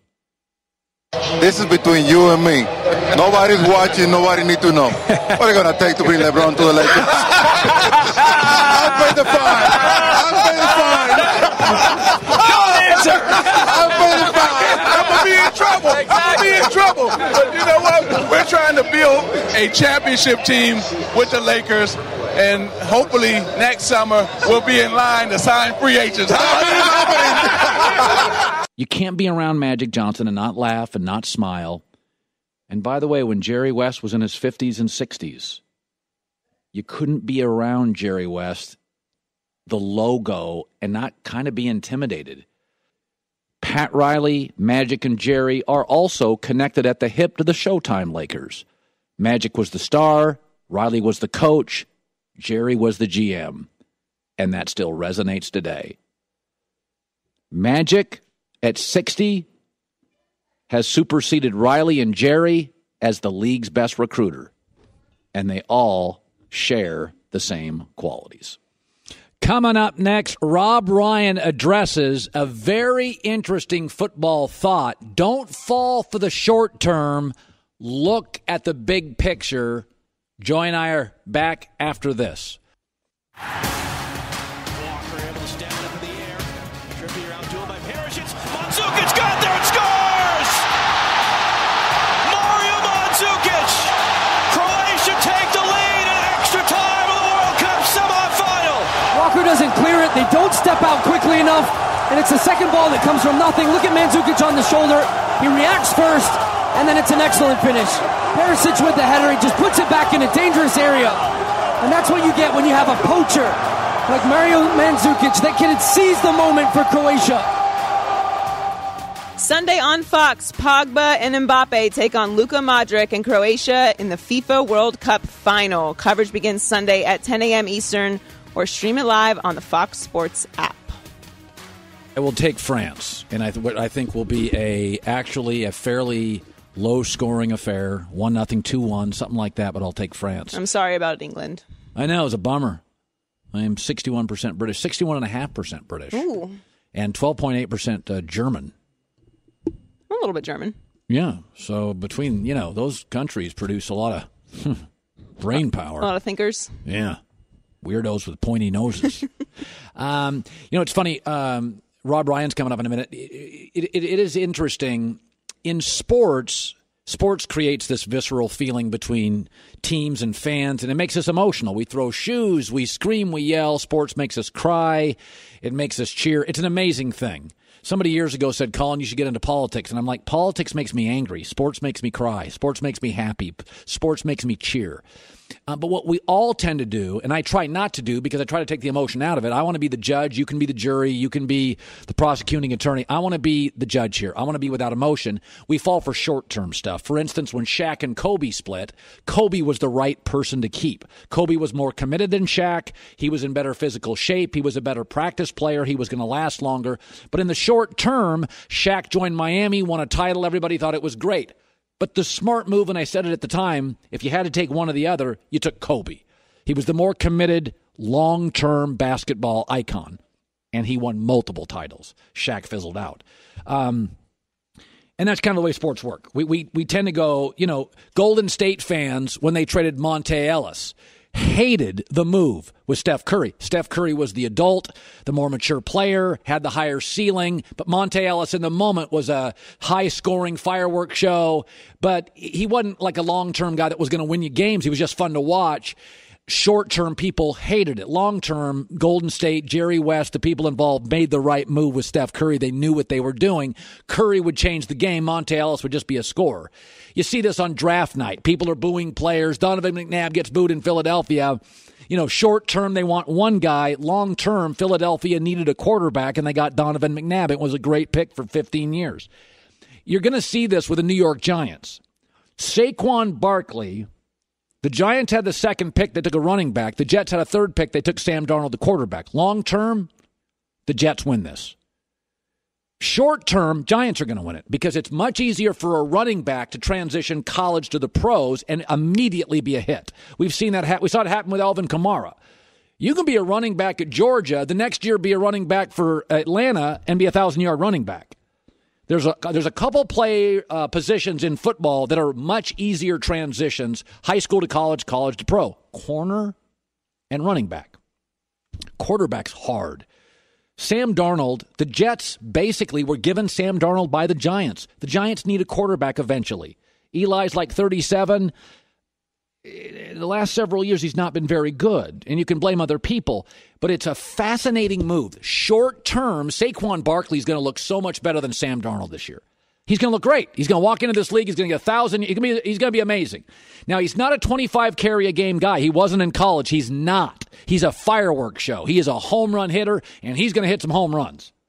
He is going to hit some home runs. You're going to think to yourself, Giants got the... But in 12 years, Saquon's out of the league. Running backs don't last 12 years in this league. Very rarely. I mean, you can argue Adrian Peterson's prime window was 4.5 years, 5. You know, they don't last for 15 years in this league. Quarterbacks do. But Sam Darnold's the youngest quarterback taken in the draft. He's 20. He has the fewest starts. He's going to be real spotty. The Jets' O-line's average. Their receivers are average. Their backs are average. They have a defensive-minded head coach. Sam Darnold this year is going to be real spotty. He's going to throw some picks. He's going to turn the ball over. He's not going to look very good. And I love Sam Darnold. He's not going to look very good this year. But in year 8, 10, 12, 16, Sam Darnold's going to be the right pick. And the Giants could have had Darnold and passed for the home run running back. I think it's going to be a story short term. Giants won. And I talk about this today because Eli Manning last couple of days has been talking about, God, I want to prove the Giants right, that they shouldn't have taken a quarterback. Eli Manning's talking about it. He knows they passed on a quarterback to get Saquon Barkley. And Eli and the Giants are going to look great. I'm going to predict this. The first year and a half to 2, the Giants are going to look like geniuses. Year 3 to 15, the Jets will be the more relevant team. Because I'm telling you, college football gives you about one great quarterback a year. Go back 25 years, maybe 1.5. They don't give you 2. They don't give you 2. Marcus Mariota, Jameis Winston, everybody told us, 2 home runs. Jameis is in trouble, and Marcus Mariota has been underwhelming. This draft gives you 1.5-star quarterbacks a year. The Jets got it. The Giants could have. It'll be interesting to see how it plays out. Joy with the news. No. Turn on the news. This is the Herd Line News. Sticking with the Giants, Ben McAdoo had a pretty forgettable tenure as the head coach of the Giants. And by forgettable, I mean you want to forget that it ever happened. Literally, it was a disaster. He went 2 for 10 through 12 games and ended Eli Manning's incredible consecutive start streak for Geno Smith, which drives me insane. But his biggest regret was not that. It was actually his mishandling of another Giants star, Odell Beckham Jr. He told Peter King of NBC Sports, I needed to be better for him personally as a coordinator and a head coach. I was too busy trying to scheme ways to get him the ball, especially early in my time in New York, that I didn't step back and see the big picture the way I should have. Not to pile on Ben McAdoo more, but duh. Do not mistake activity for accomplishment. Just because you're in a leadership position doesn't mean that you're a leader. This is what separates good coaches from bad coaches. You are dealing with not only superstars, but men. You can't just tell them what to do and worry about all the details. They have personalities. They have things going on in their life. And if you have a superstar like Odell that you already know is dynamic and can fly off the handle, you need to give him a little extra TLC. You know what happens? This is the hardest thing for coordinators when they get their first head coaching job. Because a lot of times you get one shot at being a head coach. Not everybody, like Belichick, gets a second shot. I've heard this from a bunch of coaches. So you're a coordinator, and you make, your $600,000, and now you make $3.5 million as a head coach. And you start forgetting no more play calling. You got to run the team, and you tend to, if you're an offensive coordinator, get all globbed up in the offense. No. You are the head coach. You have to learn how to delegate. It is really hard for coordinators who go from making a good living to an absurd living, and they are like, I'm not letting anybody touch my offense. I'm an offensive guy. I'm not letting anybody touch. Ben McAdoo got in that tunnel. You are coaching the New York Giants. You're not Odell Beckham's receiver coach. And Lane Kiffin did this at USC. Lane was all in the offense. He wasn't running the program. Exactly. You got to step back. Pete Carroll is the coach of the Seahawks, not the coach of the Seahawks defense. Well, I mean, it's just a micro to macro management change. Like you're no longer focusing on one single thing. You have to focus on everything. And there are certain players that, like it or not, are more important than others. You just have to give them more time. Yep. Next, it does amaze me how much stock fans put in players' place in their video game rankings. I usually tell everyone to relax, but this one matters. So the Madden 19 quarterback catch ratings, they're kind of a joke, Colin. Tom Brady is your guy, all right, but he was giving a catch rating of 39, and Nick Foles was giving a rating of 32. What does that mean? I don't know if any catch.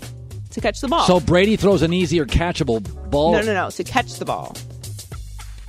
I don't even understand that. You don't recall Tom Brady? Oh, the baby giraffe thing? Yeah, this wasn't one of Tom's great. Oh, I see what you're saying here. Yeah, I think Nick is probably... The receiver rating is a better way to put it. There we go. By the way, was that a great call by the Eagles? Was Incredible. that one of the great in the Incredible. history of play calling in Super Bowls? That is maybe the best individual call on a play. To go crazy trick play, New England generally in those spots, The Philly special. makes you look unprepared. Philadelphia made Belichick and the defense look unprepared. That is the all-time greatest red zone game call in a Super Bowl ever. It was incredible. So, unfortunately, your team lost an intense highs and lows, so soul-crushing lows for England's national team. It faced Croatia in the World Cup semifinal yesterday. It's going to be Croatia and France in the final. But we have an amazing video. A goal in the 5th minute from Kieran Trippier gave some fans hope. Team was up 1-0. This is England's first goal? The game had barely started, yes. And we want to show you a video of the celebration across the land and all the pubs that you would be there. That is a lot of beer. God, look at that! Look at that! Isn't that amazing? Oh, I mean, it just looks so. It looks that is beer, isn't it? It looks so sticky. Oh, that is beer. You know they like their pubs. They like their pints. If it was me or you, that'd be our one beer tossed in the air. Look at that. That is funny. That does look like a fun scene, though. You know what's Watching great? World Cup games is you know one what's of the great best about sporting experiences you can have. Soccer in general. I'm a season ticket holder at LAFC. The demographic for soccer fans is younger. So it's just a livelier crowd. I mean, you go to a baseball game, it's a little bit older. You go to a golf tournament, a little bit older. You go to a soccer match, it is a lot of millennials. In fact, I was talking to a buddy the other day. One of the craziest things about going to an LAFC match is that a third of the stadium Ubers. Because millennials Uber. They don't want to own cars. So you go to an LAFC match, the game's over, there's no traffic. A third of them just walk over to get an Uber. Well, also, stadiums, thankfully, stadiums have figured out that a lot of people are Ubering now because it's much safer than going to the stadium and having a few beers and risking, driving home. Right. So you don't have to worry about parking, which is incredibly expensive. You know you're going to have a ride there and back, and you can enjoy yourself at the game. Yeah, Joy Taylor with the news. Well, that's the news. And thanks for stopping by.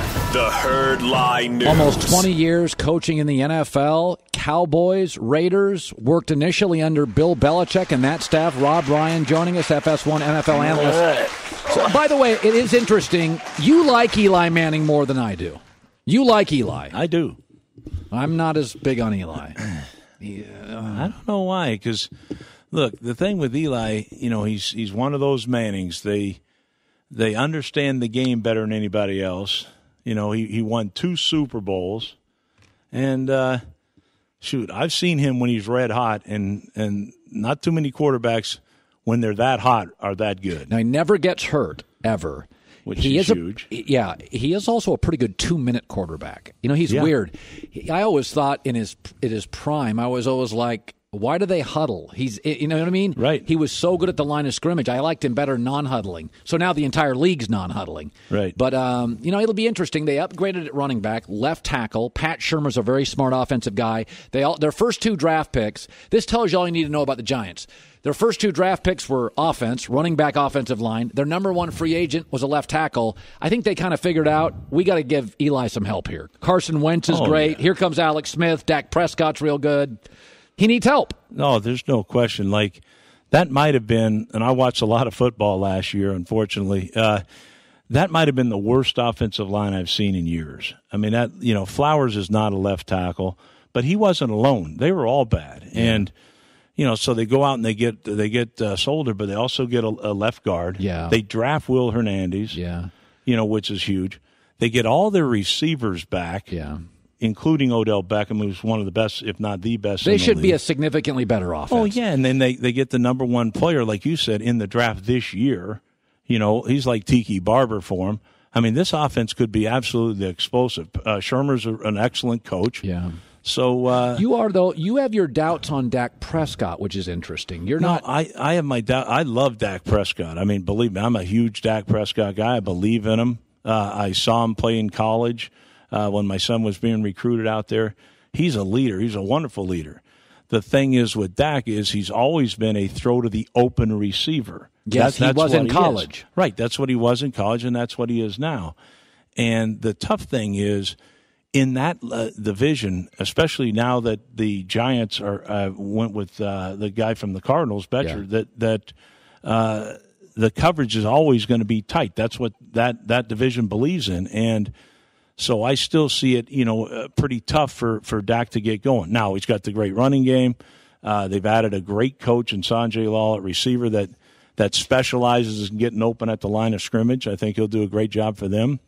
Linehan has always been a special coordinator. He's always taken the pieces he has and has a great offense, wherever he's been, whether that be throwing the ball every down like he did in Minnesota or running it half the time with Elliott. So I think they'll have a really good offense. I think Dak will make strides, but I hate the fact they lost Dez. I believe in Dez.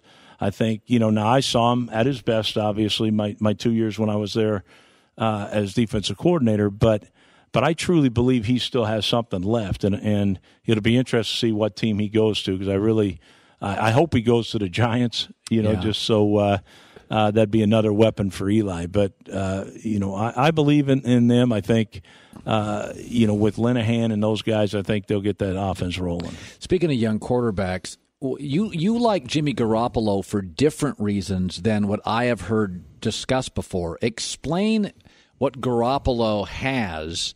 It's a real advantage over young quarterbacks that he competes against. I found this fascinating. Yeah, I mean, obviously we know the talent. He's a super talented guy, went early in the second round.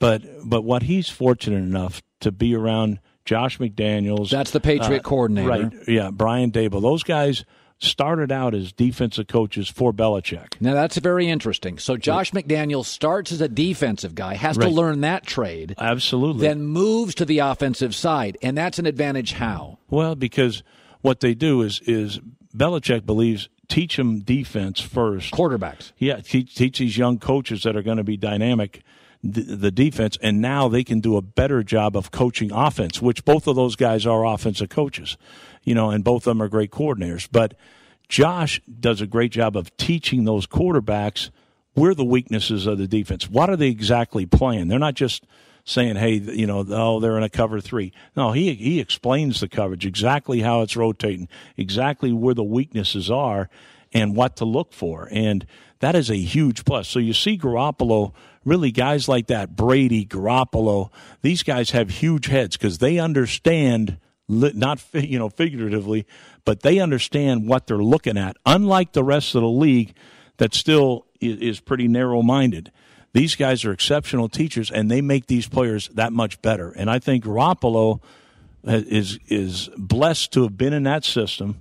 Now he goes to another great offensive mind, Kyle Shanahan, and these are some of the best in football. Probably are the best with Josh and Shanahan and McVay. Those are cut above guys, but he also knows the defense, so he knows what he's looking at, and that's what makes him so effective. Like the guy's undefeated as a starter. He can get red hot against some of the best defense. He tore that Jacksonville defense apart, and they wanted to win that game. Make no bones about it. They wanted to beat San Francisco. They needed to beat them. And they didn't. And Garoppolo tore them up. Absolutely. So, look, this guy's special. He's going to be special. I know San Francisco's just got to be just so thrilled to have a guy like this for years to come. So every day at 10 o'clock Pacific, 1 Eastern, I am making my divisional predictions, and I've made 3 of them so far. Tomorrow I do the NFC East. So, Sam, let's put up all 3, and we can have Rob Ryan destroy my picks. Now, today I made this pick. I do think the Patriots are doing a little bit of a rebuild, Rob, on their offensive line for the first time in a long time, and they still only have one special player in their front 7 defensively, Dante Hightower. I do not consider them to be an elite in the trenches. I don't love their defensive personnel. Danny Shelton's nice, but there's a reason Cleveland let him go. I like Hightower, but he's coming off an injury. They're doing a little rebuild on the O-line now, and they generally don't. They've had excellent O-lines. The Jets, to me, I'll tell you why I like the Jets.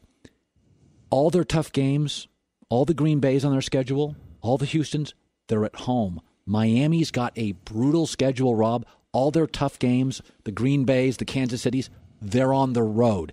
Otherwise, I would flip these. What team am I not giving enough love to? Well, I tell you what, I know you mentioned the offensive line for New England. Dante Scarnecchia has been there for years. He's done more with less than anybody in the league. So he'll get that line blocking well.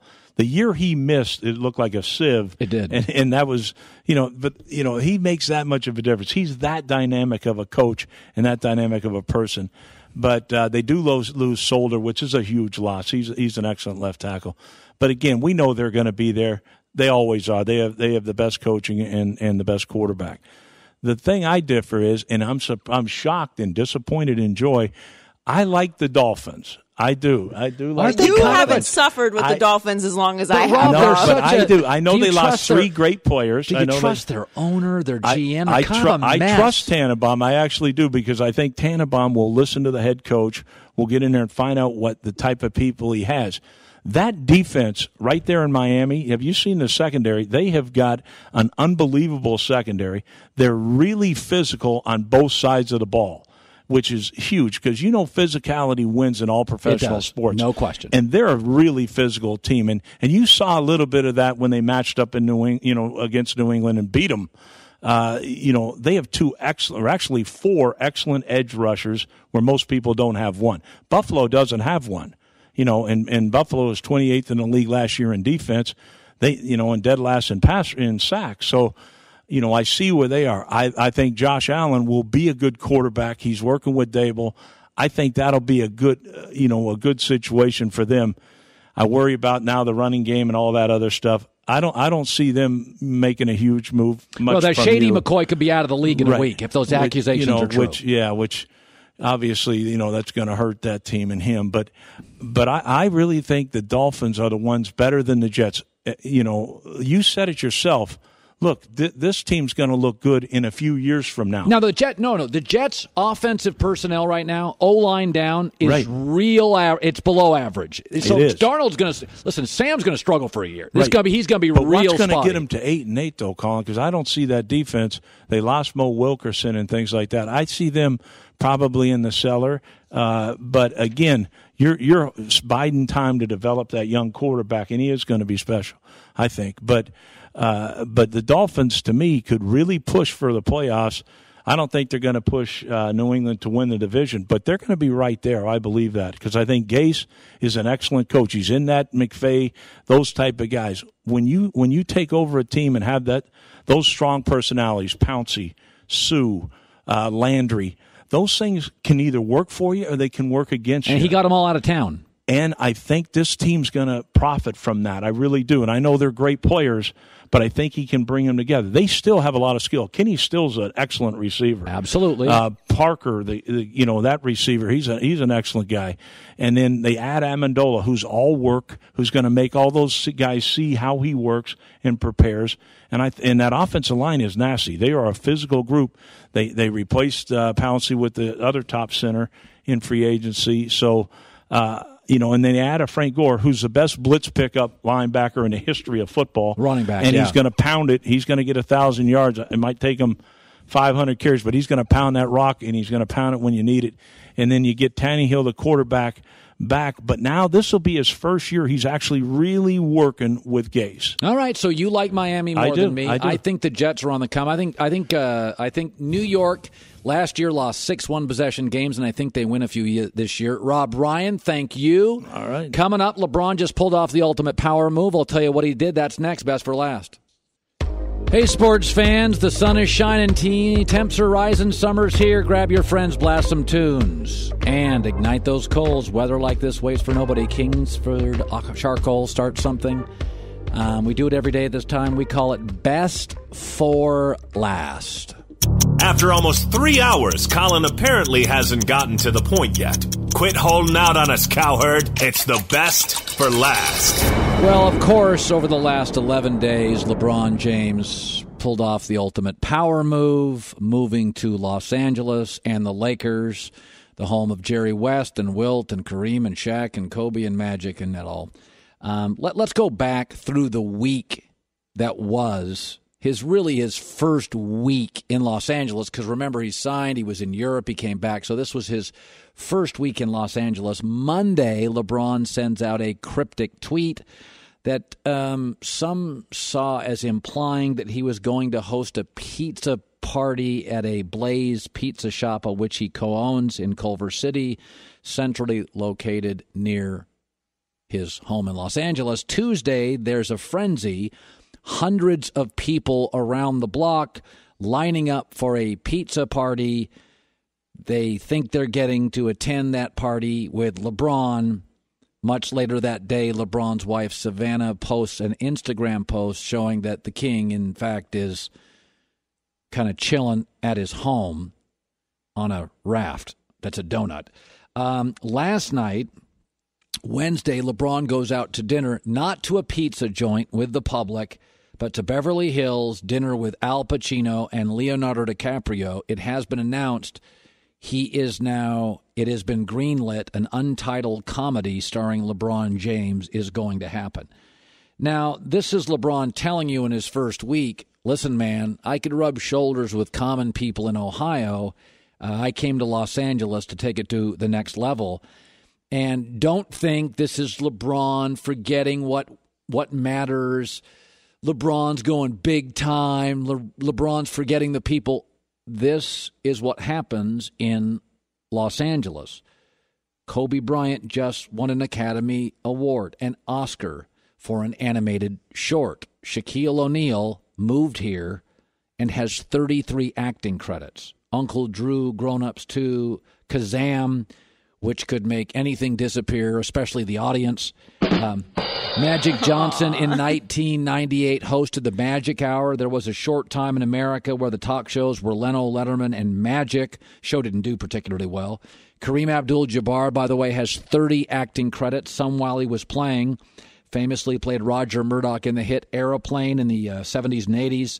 Also appeared in Fletch and Everybody Loves Raymond. And Wilt Chamberlain starred in a movie with Arnold Schwarzenegger back in 1984, Conan the Destroyer. This is not like LeBron going uptown. This is what has happened to Laker stars through their career. From Wilt to Kareem to Shaq to Magic to Kobe. This is part and parcel to being the Laker star. In fact, it's hard to find Laker stars who have not either been on the big screen or the smaller TV screen. James Worthy's a broadcaster. Byron Scott's been a broadcaster. Michael Cooper's done broadcasting. Norm Nixon does here in Los Angeles broadcasting. This is what happens to Lakers. It was interesting. When I do this show, obviously, we read what's happening in the internet, and we read all these papers every morning, and we do our prep like every other show, right? And but that doesn't mean I don't. When I come to the show, Joy, you know this. Sometimes I come with my own ideas, and I don't think my job is to just react to other people's ideas. Right. I think my job is sometimes to create my own belief system and my own theories. And I do believe that one of the things that's fascinating is the minute Ben Simmons won Rookie of the Year and now makes some money, he has spent his entire summer in Los Angeles, Beverly Hills with Kendall Jenner. And I believe this to be true. If you're in Los Angeles, there's Aussies all over town. Just like if you're in New York, there's Europeans all over town. We have a proximity in Los Angeles to Australia, whereas where Ben Simmons grew up. Ben Simmons grew up like a lot of Australians who get into entertainment and sports. They see Los Angeles as the epicenter, making it big. And the nickname for Ben Simmons is Fresh Prince, which is a story by Will Smith of a Philadelphia kid who moves to L.A. to be a star. And I do wonder if Ben Simmons becomes Shaq and LeBron. He's almost too big for his hometown. Shaq was too big for Orlando, wasn't his hometown, but his first team. And I wonder if Ben Simmons' first team. And that's not to say Philadelphia is rural America, but it's Philadelphia. They have sports stars. Los Angeles has stars. And he spent all summer here. He's an Australian kid. Australian kids grow up wanting to be stars in Los Angeles. And by the way, this is the same thing. Singers in London want to be stars in New York because of the proximity. You go, people on the East Coast, you were in Miami. Right. Miami has all sorts of Europeans, German population in Miami, Croatian population. The Europe connects to the East Coast in America. The Pacific Rim in Australia connects to the West Coast. And he spent an entire summer here. And this is nothing against Philadelphia. But we have Kawhi Leonard right now. Literally, the NBA has always been a follow the stars league. Michael Jordan, first massive global shoe deal. Everybody's, I want to be like Mike. Shoes became the talk of the league. They weren't the talk of the league in the 60s and 70s, early 80s. They weren't. And then, by the way, LeBron comes in best player. He's player mobility guy. I'm going to move to this team, that team. Everybody in the league now, I want to go to this team. Kevin Durant leaves, goes to his rival. If Kawhi Leonard, as the young star in the league, he's not a veteran like LeBron. He's not a veteran. If Kawhi as a young star comes out and says, I want to be a Laker, and it ends up there, isn't that telling Ben Simmons, that's how you do it? It's a roadmap. Well, Ben Simmons is also with Clutch Sports, which is LeBron's agency and LeBron just came to the Lakers. I don't think there's nothing to your theory. I mean, it's not something that's going to happen right away, but 2 years? I mean, it very well could. LA is something that gets in you, and now it's the epicenter of the sports universe with LeBron, so it's not that far-fetched. Chris Broussard, of course, did not buy my very reasonable theory. Here he is earlier today. Rich Paul, even though he represents LeBron and Ben, there is no doubt in my mind right now what he's thinking as far as Ben Simmons is what's best for Ben Simmons and his basketball career. He's not just going to latch Ben on to LeBron. In his 12th year or his 10th year after Ben Simmons has established himself as a bona fide NBA superstar, bona fide celebrity and tastemaker, and won some championships, dominated the East, then I could see him doing exactly what LeBron's doing. I just think it happens sooner than that. I mean, look, the NBA season is a grind. You're on the road a lot. You're barely home. You have a lot of guys spend their offseason in LA here training. I mean, UCLA pickup games are legendary for the amount of NBA stars that are over there. Like, it's not that it's far-fetched that he would be here in LA and want to spend his offseason here. It's a winter league. Ask yourself this. What is the one Eastern Conference team that has done really well with free agents, players who can choose? Miami. Sure. Okay. This is a winter league. Have you noticed the Knicks, the Wizards, the Sixers, the Celtics? Despite their histories, name the last superstar that has chosen them. It is a winter league. The one thing that I think that works in your favor and against Broussard in this situation is that free agency is so different than it was back in the day when it didn't really even exist. So you have to factor that in, that people can choose where they want to live, even if they're not going to be there that much. If you grew up in Australia, what city in the league has Australian weather? Los Angeles. It's very difficult for people. Have you ever noticed this? New York, Los Angeles is full of New Yorkers. It's very easy to go cold weather to warm. L.A. is full of New Yorkers. New York's not full of Los Angelinos. You grow up in warm weather, you like warm weather. People don't grow up in San Diego and say in retirement, you know where I want to live? Buffalo. It doesn't work that way. People in Canada go to Miami. People in Miami don't go Ottawa. That's where I'm going to spend my 70s. I'm just telling you. All right, speak for yourself later today. I want to thank Chris Broussard, Jason McIntyre, J. Mac, and Rob Ryan, and, of course, Joy Taylor. We will see you tomorrow.